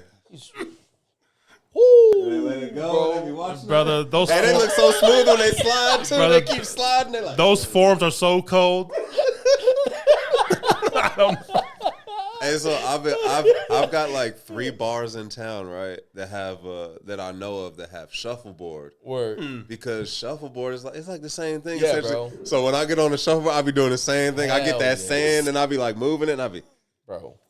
I hold the follow It's through. all touch, bro. It's just got to have the right touch. You know what I mean? Yeah, bro. I'm Nice, fucking man. with yeah, bro. I'm Nice. fucking with curling, bro. Shout out to them. My number 5, I'm going swimmer. I like that. Yes. Yes. I think swimming is one of the hardest things because you're using every muscle in your body. And Hey, no disrespect, bro, but can you swim? yeah, I can. I'm not really sorry. good I at it, was making but sure. I can. Okay. Um, I'm sorry. Nah, I never seen you swim, bro. Nah, Like- I tread water when I'm around the group, you know. I'm not gonna do laps when I'm around everybody. Like, guys, watch this stroke right here. Watch the butterfly. Keep the butterfly. Watch my breaststroke, y'all. And like usually, like I'm tall enough to where my feet hit the ground, so like I'm not trying to swim, bro. Like, Like I'm standing up. yeah. I So feel yeah, you. number 5 is a swimmer, bro. I feel you, dog. I feel I you, like that. All right. dog. What's your 4, dog? Number 4. Number 4 for me, this is another one. A lot of basically 4 of my top 5 are centered around traveling the world. Yeah, hell yeah. Number 4, you can travel the world. You can have a long career. Depending on how things go, there is wear and tear on the body, but there's a lot of money, and you do not have to be. If you're like one of the top 100, you're good. I'd be a tennis player. Ooh, okay. Nice. Andy Roddick was during his time, was one of the best American tennis players, and he probably never got any higher than like top 10 in the world, top 5. I don't think he was ever top 5 in the world. My man made $40 million in his career. Easy. And he retired early because his body like betrayed him. So you can make a lot of money. I could go see the world. And like, tennis is fun. It's a lot physically. It's way more than I thought. Physically, like it's a demanding sport. But man, it's fun. And like, and I should have thought of it, but like honestly, yeah, even better. Like I should have picked table tennis. Word. Forrest Gump. Be out here serving niggas, slicing and shit. But Some Forrest Gump shit. number 4 for me, I'd be a tennis player. Nice, man. I fuck with tennis. I like it. I love tennis. looks- I actually watched I watched tennis. That shit's intense, Like bro. tennis is dope, man. Especially when you learn all the rules. Volleyball was one for me like that. Until I started watching with y'all, I didn't know volleyball rules and stuff. And once I started learning it, nigga, I'm sitting there at work watching NCAA women's college volleyball championships. Like, and they're she gotta good, go. bro. Come on, we did it. They So be like, putting that yeah, thing tennis. back. Sure. I fucks with tennis. Nice.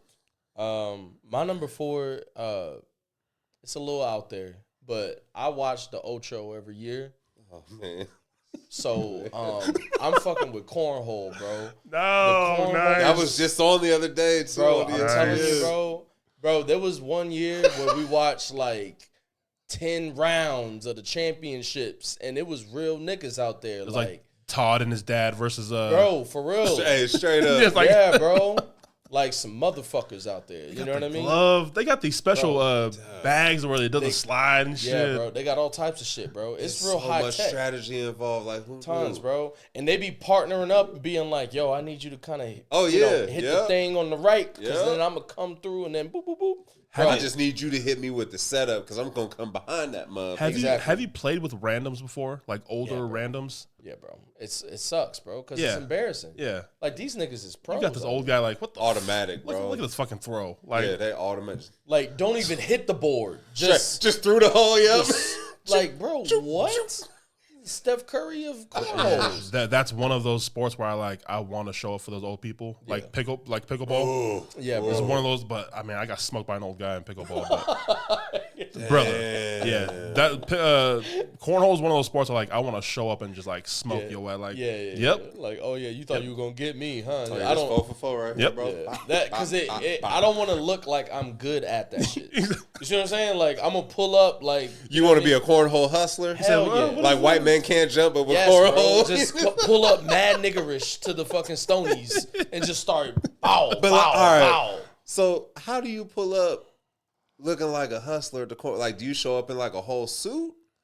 Because it's more like some rednecky kind of shit, or do you show up like maybe you gotta look nice. like you look all stiff and like what's this? Bro, I'm gonna have Tim's in a throwback, and I'm gonna act like I don't want to be there, and I'm gonna have somebody like you play the hood. You play the bro, hood card. like just play with us, bro. Like, nah, man, that shit looks stupid. Like, man, what is this, like basketball with beanbags or something, bro? Like, really talk dumb to him. And then you lose the first 2 games. Yo, you got this part of the hustle. And then you bring out Lucille. I was gonna say anybody who saw the Fresh Prince episode knows you gotta lose the first game. You got beanbags in your pockets. Gotta learn to lose the first. Then you turn to Jeffrey. Jeffrey, break out Lucille. Bro, you got beanbags in your pockets. Straight got your own special beans in them motherfuckers. Yeah, bro, I'm weak. I sewed these myself, nigga. What's up? Bro, you said Lucille, and that took you know what that bro. means. Jeffrey, break out Lucille. Bro, like they sold that shit so good. I was stressing because I was like, "Oh fuck!" And Uncle Phil, he was talking. Uncle Phil I don't like, know. Oh gosh! Like I what? just hit this one into that one, bro. Oh my goodness, that was one of the greatest things I ever seen, bro. Underrated moment in the show, bro. Damn, bro. The best part of that scene for me too was like the dude who was just talking shit the whole time that was trying to get money out of both sides. Yeah, bro. He was like, and 10 for his manager. You know, old boy is the fucking security guard at the office. In the show, The Office. I don't watch The Office, bro. Oh my god! Out of my face man. with that. All right, man. never mind. I'll text Triton. Next. Hey, Triton, guess what? Fun fact. Anyways, yeah, I'm sorry. Go ahead. Nice, brother. man. Nice. Yeah. Number 4 for me is archery. Oh, This could be based off Legolas and Lord of the Rings. 1000%. Like, I'm with you. the way this man was, it inspired me, bro. I had that same dream. Archery Legolas was- made me want to. Archery is just, it's a cold ass thing. Like, hey, you guys want to see my bows in the back? I got bows in the back and just show off a crazy, accuracy. Like, you guys see that thing over there? Watch this. Just I think that's that. what would be cold about it. Would be like, yo, like I'm from a different era with my shit. Like I'm old. I'm a real life man. Wow. So yeah, this Do the wood, real life poeton. This wood is from the jungles of wherever. But yeah, made it myself one day. Oh my god, that's dope. I whittled this down into a killing machine. I wish I thought of that because that would have been in mine for sure. Archery. It made me think of one that I missed that definitely would work. But yeah, I like that. Number 3. Number three is pretty straightforward. Just be a pro football player, man. It's what I played growing up. It's the game I grew into loving. Throughout like my teenage years and into my 20s and stuff, and paying attention to it more and learning about it more and all that. We've talked about it enough on this podcast even, man. Like I just there's nothing like practices. There's nothing like fucking around with your boys and your teammates and stuff. as we talked about, film study. Like sometimes it's fun, sometimes it's terrible. There's just there's nothing like it. The reason it's 3 is just because it's a fucking nightmare. Like you could end up DeMar Hamlin, you could end up not walking right the rest of your life. You can end up Antonio Brown, like like just absolutely crazy and holding white people awards and shit. Like like it's a slippery slope with football. So that's, and the fact that like you're just, unless you happen to be on one of these teams that goes to Mexico or Germany or some shit, like you're the biggest trip of your year might be Green Bay, Wisconsin. It's like, oh great, Jacksonville. Awesome. I get to like awesome. Let's go to Tampa and really get crazy. Like awesome. But shit. I mean, just for like just off of just pure love, I would say football, being a football player. But that's, for me, that's number 3. Nice. I love that, bro. I'm not gonna lie too. Like here, I really want to. I only have wanted to play football when I listen to y'all stories. Like when y'all start to reminisce, and like I just sit back and I'm like, dang, like y'all made me kind of want to be in the locker room listening to y'all. You know what I mean? I don't ever want to play for real. I just want to be there for when the shit happens. You know what I mean? That's more my speed. For me, my number 3 is cross country. Now it may not look like it, but your boy was actually pretty good at that shit. So in high school, guys. In high school, I only did it for a year. But I actually, like, I had some top 10 finishes in my races. Oh, shit. I finished 4th in one race. I actually really liked it. I don't know what it was. Like, I didn't even realize, like, yo, running is actually kind of cool. Well, the long distance. Yeah. Long distance is my shit. Yeah. Like, once they taught me how to, like, do the pacing and all that kind of stuff and, like, kind of, like, strategize, that's what I liked about it. Because, like, I wasn't the best sprinter. Yeah. I wasn't ever the fastest that way. And it, you know what I mean? So I was like, damn, like that sucks. But I was like, oh, but I can do the stamina. You know what I mean? I could work hard. You know what I mean? Just stick in it. It's mental too. It's a lot of mental. Because that's a lot. Like, people don't understand how long cross country is. I dated a cross country runner.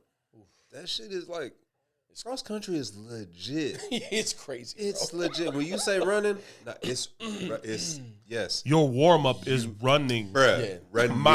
It's a mile or two. It's like at Palo, they used to run. They used to just go out to Alta, bro, and they just run down Alta like all the way down Alta. Remember, we used to see Palo's runners on the 215, bro. That's because they'd be up on the rocks. Remember, or the whatever.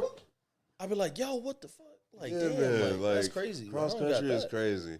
But yeah, I used to fuck with that. I feel like if I had different knees, I could like, do that for fun and like be a part of a run club. You think like you could do like a half marathon? Oh no. No. Those days are gone, huh? Yeah. That was the longest I ever ran. We had one practice where we were like, yo, we're gonna like do a half marathon. That sounds awful. We did. Even back then, that sounds awful. A practice? That was one of our practices, bro. Oh I would rather do Oklahoma drills for 3 hours with like the whole linebacking core than do a cross country practice. I'll hit the sled by myself for this whole practice. I'd rather do. Let me hit the sled by myself. I'd rather do a field of up downs for like an hour. Oh my! Do that gosh. Every 5 yards, by the way. Like, yes. Get out of here. That's crazy. Ugh. Yeah, bro.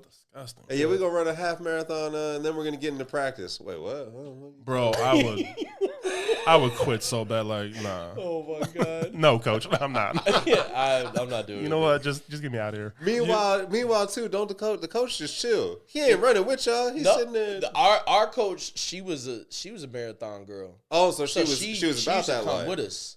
Oh, because she was like on her own getting. For that's Sulo. Smart. You remember her? I remember her first day. That's smart. Yeah. Oh wow. Brother, she was that new teacher. Like, say less. Man. Yep. Oh shit. Yeah, you ain't gotta say we more. Go. Yep. We go. But yeah. No, she used to be with us though. She used to be. She was like, "Nah, I'm No running wonder with your y'all." ass ran cross country. Nah, it wasn't even like Now that. it's all Though. coming together. Coach, What's up? coach, waiting for Coach, me. my leg. Coach, I tightened up. Coach, I think I need. Coach, I caught a cramp in the second mile. Massage it out. Oh, Coach. I think it's the inner thigh. The inner thigh This is really. Negro. I'm just playing. But what you got, Aries? Number 3, mine is a pro basketball player. Oh yeah. Basketball is everywhere, and anyone can play it. I wish I was good at that good at this sport. Just pull up at a park, just be that guy. But I'm not. That's so like when Mark was talking about hustling with cornhole. Yeah. That's always been like I was 8 or 9 when White Men Can't Jump came out, and I thought like that's got to be one of the coolest feelings to just roll up to a park on your nerd shit, acting like you can't hoop, and then you just bust everybody ass. And the cold thing too is like if you a pro ball player, right? Nigga, if you play in Lebanon, guarantee you go to any park in town right now and score all 11 if you want to, because the levels are that crazy above just your average everyday hooper. Word. And this sounds crazy to the people watching this right now. Like, I would want to hoop at the Rucker and like have that moment that the crowd just like, oh shit, Like everyone storms the. Oh, he just went back-to-back threes. Oh shit, like niggas on the court. Bro. Oh yeah. Like that moment, bro. man, yeah. Bro, I want to go there, bro. But now I'm just fouling people in 6 times in 3 minutes. So Hey man, ain't no foul out some church ball, man. Bro, don't trip. Yeah, bro. That would, hey, you know what? That twist on it. That's the part that I wouldn't think of, because like full disclosure, basketball wasn't on my list at all. I didn't. I was actually talking to your brother about this last night. I wasn't fire. I wasn't great at basketball. I was good enough to start and all that, but like I didn't love playing basketball. I had a lot of anxiety playing basketball. I didn't like. Football, I could hide behind the helmet and shit, and the crowd is so far away from you. Yeah. Like That's basketball, so you right there. Everybody on your You can hear helmet, them. they talking to you. Like but like to be that cold, to go to go to the Rucker and like just to be on like social later on and scroll through that and see like everybody's different angle. yeah, dude. Of like the dunk that you had or the shot, the cross that you hit somebody with, and then like come back, nigga, and hit him with a jump. Like that to me would that like other than winning like a championship or something or like a dunk contest or something, that seems like that would be way colder than something you could do like in an NBA game or something. Yeah. I don't know. You That kind of get that energy? like respect, like right, like it's just everyone's just right there, bro. It's different, It's right? just- Like it's yeah. I like that perspective on it. That's dope. I like that. Number 2s. Number two. So I used my number 2, my reference. This guy named Justin Thomas. He finished this past season in his profession tied for 45th. He's been professional. This is going to be his 12th year. 12th year. And he's got 17 career wins. And he's got 87 million career earnings. Ooh, god damn. Justin Thomas is his name. My nigga, I would be a pro golfer. Hell yeah. That's where the money is, people. Brother, you travel the world. My thing too on a lot of these is I when it comes to sports, I'm big on accountability. Because of everything, I'm big on accountability. Like, hey man, like you did it, like handle that shit. Bro, golf, it's you and your caddy. Word. And even your caddy, you just kind of going to them for like suggestion. He ain't like the end all be all. Like, hey bro, I think you should hit your 8. Yeah, nigga, give me my 7. Quit fucking around. Who's the pro golfer here, bro? Like, but it just that you versus the course and the elements and yourself and your swing and the repetitiveness and what it takes to be. Even then, I just shit on him, but like even to be 45th best in the world is insane for one. But like the level of focus and talent and practice and all that it takes to get there is super admirable to me. And The only people that shit on golf and golfers are people who haven't ever tried it for real. Nigga, all you gotta do is go to a simulation even. Like, you go to a simulator, let alone a real golf course. Yeah. Bro, like, golf is difficult as hell, and it's another one of those sports where I looked at it and, I saw the world, I saw the money, and I saw the fact that I don't look like the majority of the people that do this. True. And to me, that would be cool to be good at it, to be like like, hey, yeah, I'm not Tiger, but damn it, I'm somebody that you look like and could show you the way. Like, yeah, you can do this shit too. You can be great at this. Much like the Williams sisters in tennis type, So I think that would be cool. And yeah, man, the bread, all that. Like, number 2 for me would definitely be a pro golfer. Nice. I'm with you, bro. That's a good pick. That's a good pick. You can make a lot of money. And it's crazy how big golf has gotten over the last few years. I mean, it's almost like the pandemic did good things for golf, bro. Oh yeah. Like coming from, like the business that I work in, bro, like it kicked up like a lot. Like people really like started to like try to figure out like, yo, what can I do out here? Like it was like something that it's only 4 to probably like 8 people to get together. Oh, that was as many people you could even get together where you're supposed to. You're outdoors. Yep. So it was like, oh man, this is nice. And people are just like, yo, we're fucking with this heavy. And like, it's getting crazy out there. Yeah, it's dope. That's dope. Golf is dope. Yeah. My number 2 is swimming. So I fuck with swimming heavy. If you'd told me when I sent y'all this list that there would be 2 people that would say I would be a professional swimmer. Bro, that's my shit, bro. Like, bro, when I was little, because I didn't learn until I went to PR. And they had swim class. Like that. They had a PE class and a swim class. Oh, shit. And shit was fire, bro. Because, like, I mean, y'all on the island, shoot, you got to swim. You better. Gotta like, swim. Come on now. So, like, it was dope. But, like, you know how, like, on field day, right? You remember how y'all had a relay race? Mm-hmm.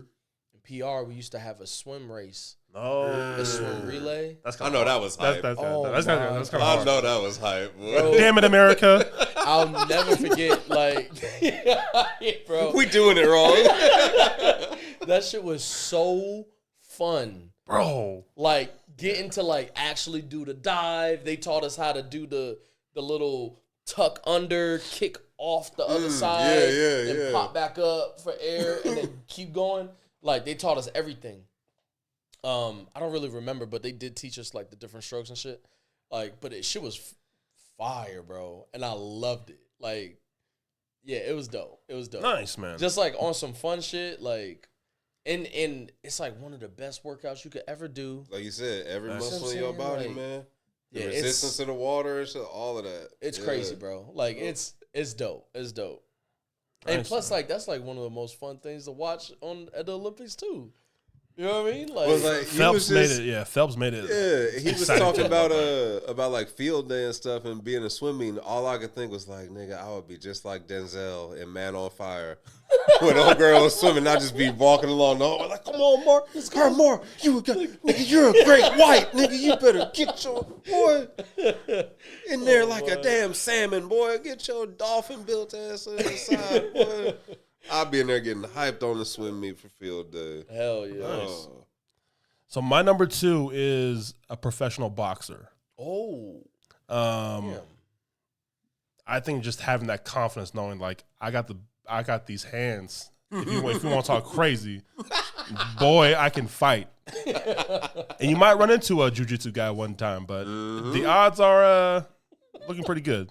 Yeah, Not everyone does yeah. jiu-jitsu, so. Yeah, that's true. But that's true. it starts with these hands, so. That's why I would love to just yeah. be that boxer, bro. Not for nothing, too, but there's crazy money in boxing, too. Like, that's a big money sport right there. Well, Like, yeah, if you true. go pro, like, Get to that point, yeah. Yeah, true, around the true. right people. they get money. So, I ain't gonna lie. Only reason that MMA or boxing didn't make my list, I would hate to have footage forever of me getting knocked out. I would hate to be Jamal Hill. Yes. I would hate to always have that footage of me getting slept out there like on some goof shit. Like just And it's just someone that everyone loves, and you gotta see it every day. Right, yeah. And that's the thing, too, is like, you didn't even look. I'm not talking like Buster Douglas knocking out Mike Tyson, because that's bad enough to get, like, your Anthony Joshua and fat-ass Andy Ruiz sleeps your ass, right? Crazy. I'm talking like, yeah, like, if I get knocked out by Poeton, it's like, that's the God right now. Mm-hmm. I don't care. I do not want me getting knocked out on cam. I am too embarrassed. I'm too proud for that. That is legit. Because otherwise, I thought the exact same thing. It's like, it would be so dope to just walk to the cage in the UFC, like, with your homie behind you, holding the belt up behind you, like, nigga, like, just walking with your music playing, like, nigga, I know I'm about to go in here. Like John Jones, it'd be dope to walk to the cage as John Jones, like, no, nigga, I'm about to go in here and do whatever the fuck I want. Nigga, can't nobody do nothing. And I imagine with boxers, is the same thing. Like Floyd walking, I bet Javante walking to the cage, right? Like Javante Davis, I bet he walked to the ring and just be like, man, this nigga ain't got nothing for me in here, bro. Word, I'm about to whoop this nigga. I ain't even about to break a sweat on these niggas, man. I'm about to embarrass him and go to the club afterwards and big kick it, bro. I think the only thing that makes me want to be a fighter is the walkout. Mm-hmm. I think the walkout is probably the dopest shit. But I would walk right around the ring and then walk right on out. All right. I got... This nigga make a big U-turn and keep going. Wait a minute. He's going. Appreciate he walked you. past the checkpoint, so he just went right past. Maybe he's going to go use the other door. Let's just see y'all, what he's... I just wanted to hear my song. I ain't gonna front. That would be the coldest UFC debut ever. If you just heard his music play, this nigga walk all the way around the octagon and then just went right back out there. All right. The interview would be like, yeah, I just want to hear my song out loud. I just wanted to hear it that played in that stadium. Be like, look, so I used to listen to music on Grand Theft Auto. Yeah. I really just wanted to hear this song. That was it. That was it. My headphones broke, so I needed to hear it. Yeah, thanks, Dana. I appreciate you. Uncle Dana. Appreciate you, bro. Yeah, Get this fucking cornball out of here. I do not want to fight, bro. All right, y'all. Number ones. Number one for me is easy. It's my 1A of sports. And it's ironic because I never played it like at any kind of decent level, and I could never play at a decent level. Soccer. Yeah. I fucking love soccer. There's leagues every fucking where on earth and like every country imaginable. Word. The money is off the charts in soccer. Really? Oh, yeah. Bro, Really? Wow. International money, bro? Wow. I was looking at the list.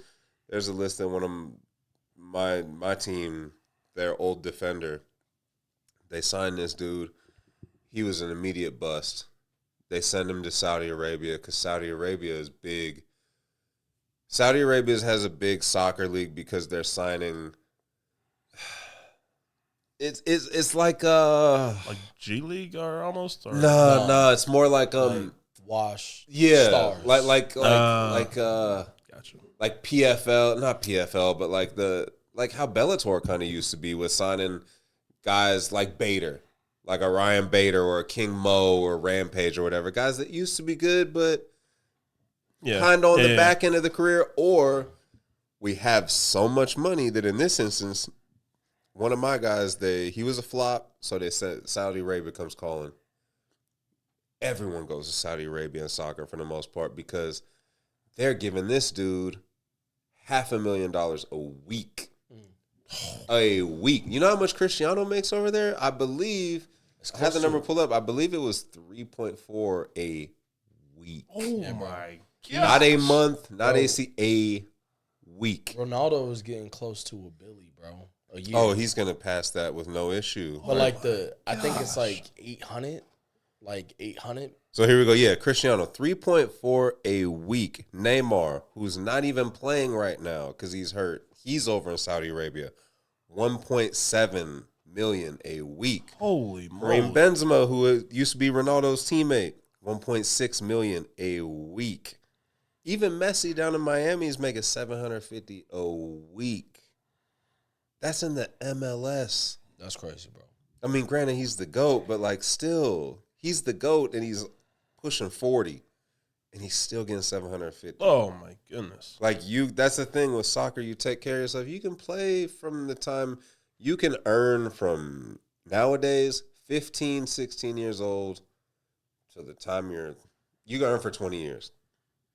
You can earn big money. You can see the world.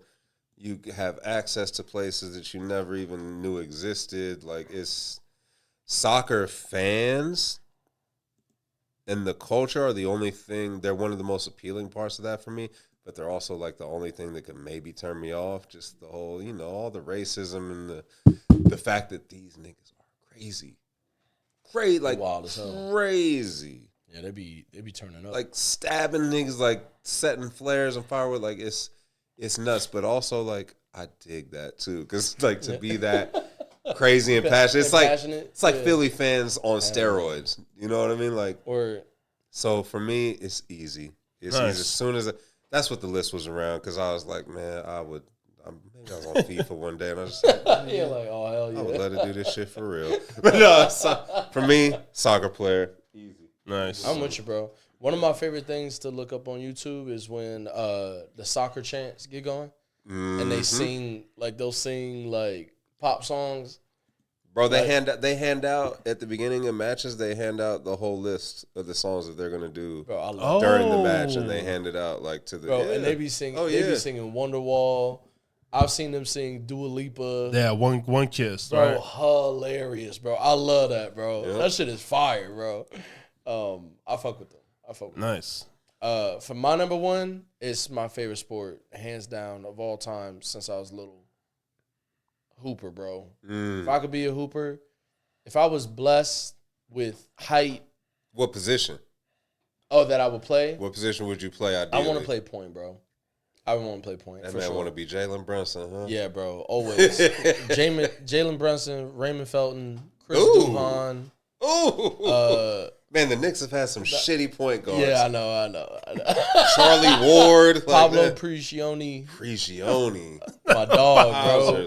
Jeremy Lin. Italian. Jeremy Lin for a couple seasons, you know what I mean? Like, this dude said Raymond Felton. Steve Francis, Stephon Marbury. Yep. Nate Robb. Steve Francis. Yep. Oh. Those are my dudes, bro. But yeah, I just I don't know what it was. Like, I always enjoyed trying to, like, you know what I mean, like, be the but like old school PG. You know what I mean? I don't want to take over. That's not really my game.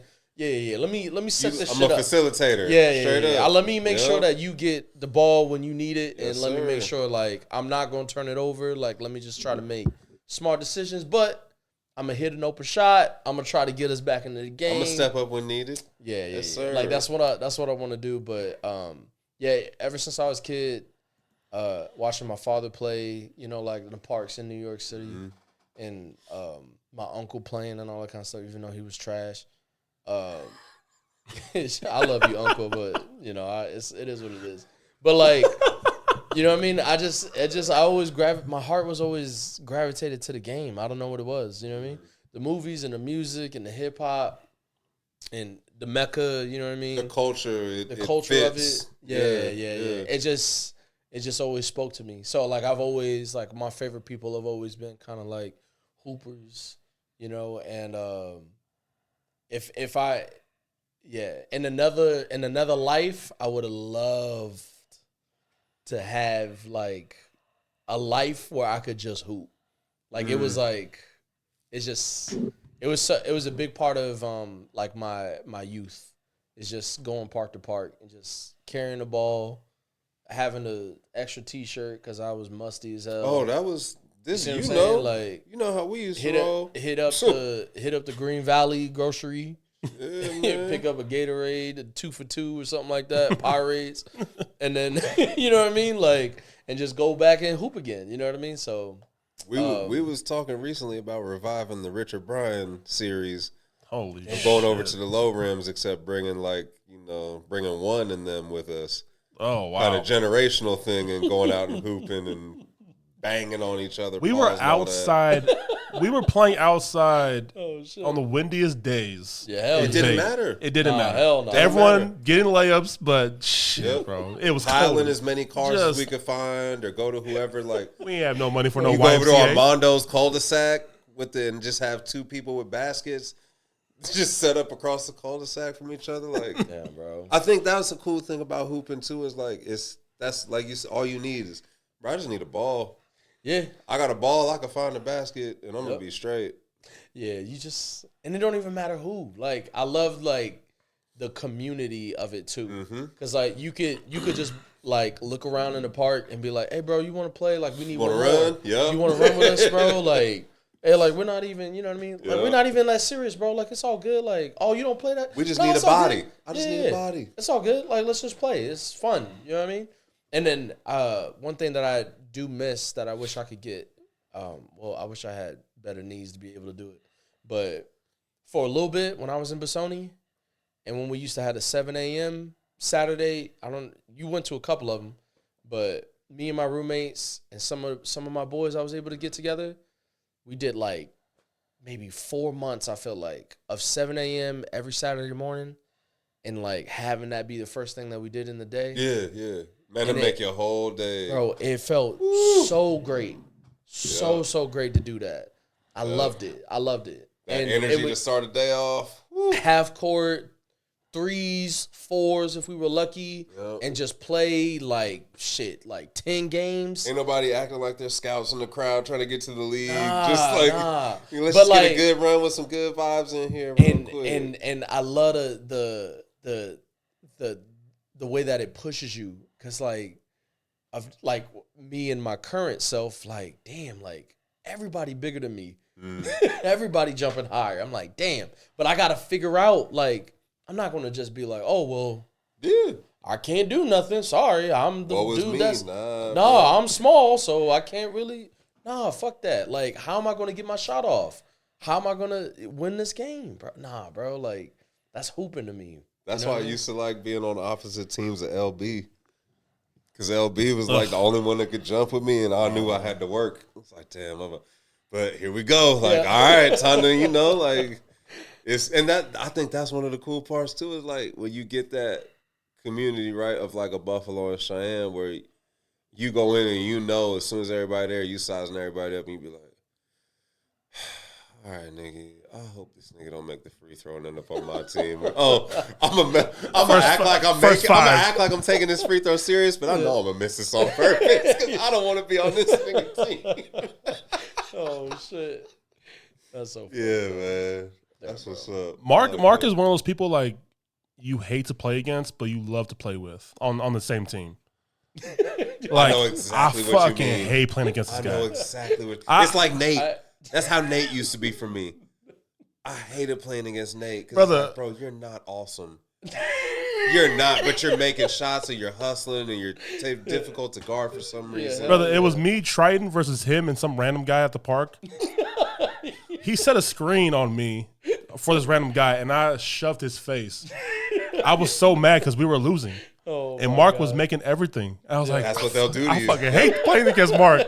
But, man, he's a great teammate. Yeah. Because if he weren't making everything and he set that screen on you, you'd have been fine with Yeah, it. bro. But because he is making it, you're just like, how the I literally put my forearm in his face and shoved him. I felt so bad, but I was so mad. Bro, I remember. Bro, I was so mad. I don't remember that, but I do remember. I don't remember that, but I do remember. There was one time we were doing ones, and I remember, like, I wasn't really. I swear to God, like, I really just threw some shit up. Yeah. But I ended up doing like a 360 reverse. You did something hot. And like a lay, like off the top of the glass. Yeah. And this nigga was pissed off that I got that shit off. Yes. And that nigga, the next checkup, that nigga was on me like white on rice, bro. I was like, God damn, this nigga was a DB. And that's a real hooper right there. That's a real competitor because he knows like that had no business. And you embarrassed me, nigga. It was hilarious, bro. Oh my goodness. Yeah, I love it though. I love that game. It's so fun, bro. Yeah. Dang, bro. You ain't wrong. I don't know. You ain't wrong. The last thing is like I'm gonna expose Triton just for a little bit because I love him though. Hell yeah. No, I remember too. Like, like if we're being honest, you know what I mean. Like, I've definitely pissed off Triton plenty of times in our friendship. I love that dude. He loves me, but I've pissed him off several times. But I remember there'd be times, bro. Like, and this is the beauty of basketball, because like I would piss him off for whatever reason. He'd be like, bro, what are you doing right now? We need to go to the blacktop right now. Yep. Like this is we need to go and settle some shit. Yep. Like we need to hoop. I was like, I'm not hooping with you right now because I could tell that you probably gonna We're gonna play prison rules. We playing monkey ball out here. I was like, bro, I'm staying away from you, dog. Yeah. I'm not about to play you right now. Like I understand the sentiment, but hell no. I'm not trying to You know what you're signing up for. I was like, damn, shit. Bro.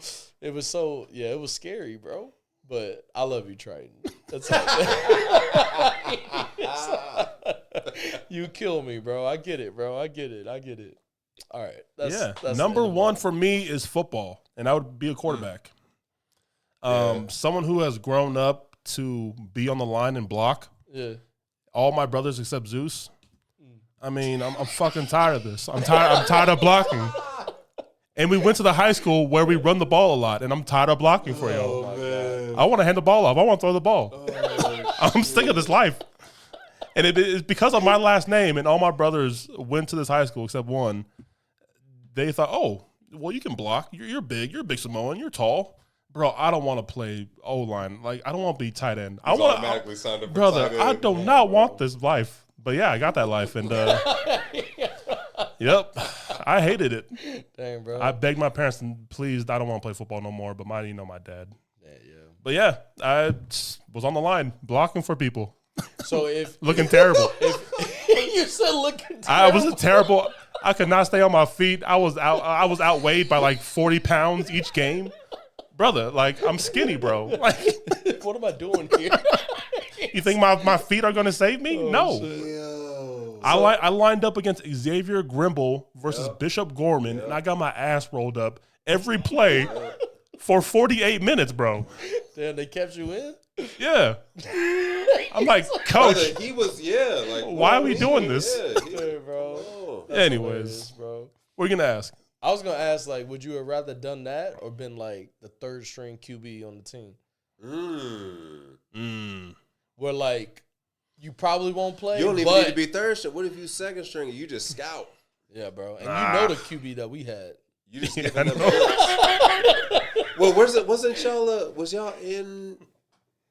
Who was the kid for y'all that could throw? Who had the quarterback that could throw? Was it Lissy's? Hatch. Andrew Hatch. Boy, that boy was cold. Played at LSU. That was a cold nigga right there, boy. That was a cold white boy. Andrew Hatch. Then he was smart as fuck too. Yeah, had the grades. Like he went somewhere smart too. He went to like Harvard type of shit or something. Okay. Like nigga was, but he could sling that motherfucker. Boy, I remember that. I hear you guys talk about that a lot. Like he was cold, man.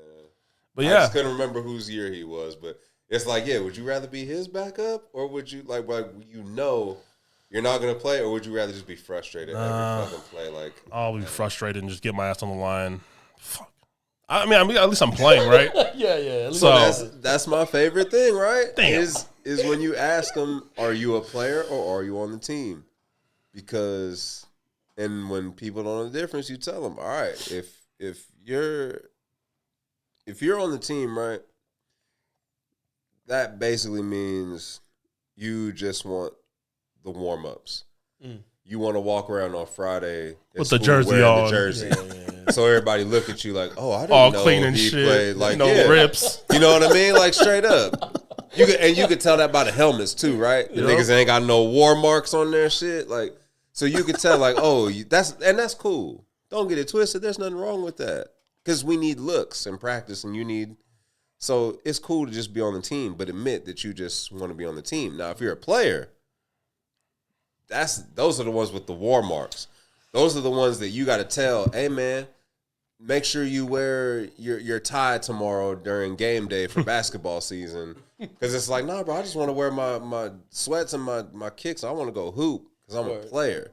Right. I'm on the field. I'm on the court. I'm doing whatever.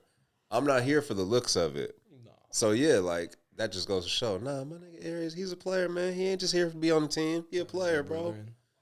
Gotta be. We need players. I don't need niggas that want to be on the team. I need players. Straight up. You look cute on your own time, my nigga. Like, dress up on your own time. And that's the thing, like, being in the trenches, like, you do learn a lot. Like, some hard shit goes down in there. It's not the sexiest role ever, but you. But it's the most essential role. You appreciate the role. You appreciate the game. You appreciate. Yeah. Come on. Yeah, man. So look, what we talked about earlier. With I hate to bring it up, but like the Vikings. Like you don't get sacked 9 times. That game's a lot closer. You might win it, right? True. You need a line. Every part matters. Like every part, and that's the most important part is that line. So, yeah, man, it probably sucks. You think you had the glamorous, bro? I'm sitting on the outside, just sitting here bitching about how I can't get the ball. Like, I'm open again. I'm open again. Oh, great. It's like, yeah, man. I know. During practices, I would just look across the field, like looking at the receivers and like quarterback. Like, yeah, it looks fun playing catch. But then when you actually in the game, ain't no catch happening, and you just like, all right, handoff. I guess I'm just gonna run 20 yards downfield for no reason again. Great. just at least y'all got to hit somebody and shit. Like, damn. You putting some Tony Snell numbers out there. Like, yeah, I'm putting all zeros, nigga. Like straight up. 48 minutes, 0.0. I get to run a route. Great, awesome. I'm gonna run the route and not get shit for it. Oh my god, put that on tape. That's hilarious, bro. All right, y'all. That was a great first episode of the new year, episode 27. Again, there are timestamps to this in the description, so you can skip to wherever you want to. But if you're a real one, you will play this whole episode. Man, look, if you just want to be on the team, you're going to fast forward through the shits and go to where you want to go. If you're a player, god dang it, then you listen to the whole shit. All right? But yeah, from me and the boys, thank you guys for just tuning in. Yes. More to come this year, and we'll see you guys on the next one. Keep it a buck. Yeah, bitch. Yeah, my shit different. I stay glistening, they stay chasing me, I stay pivoting. I'm positioning.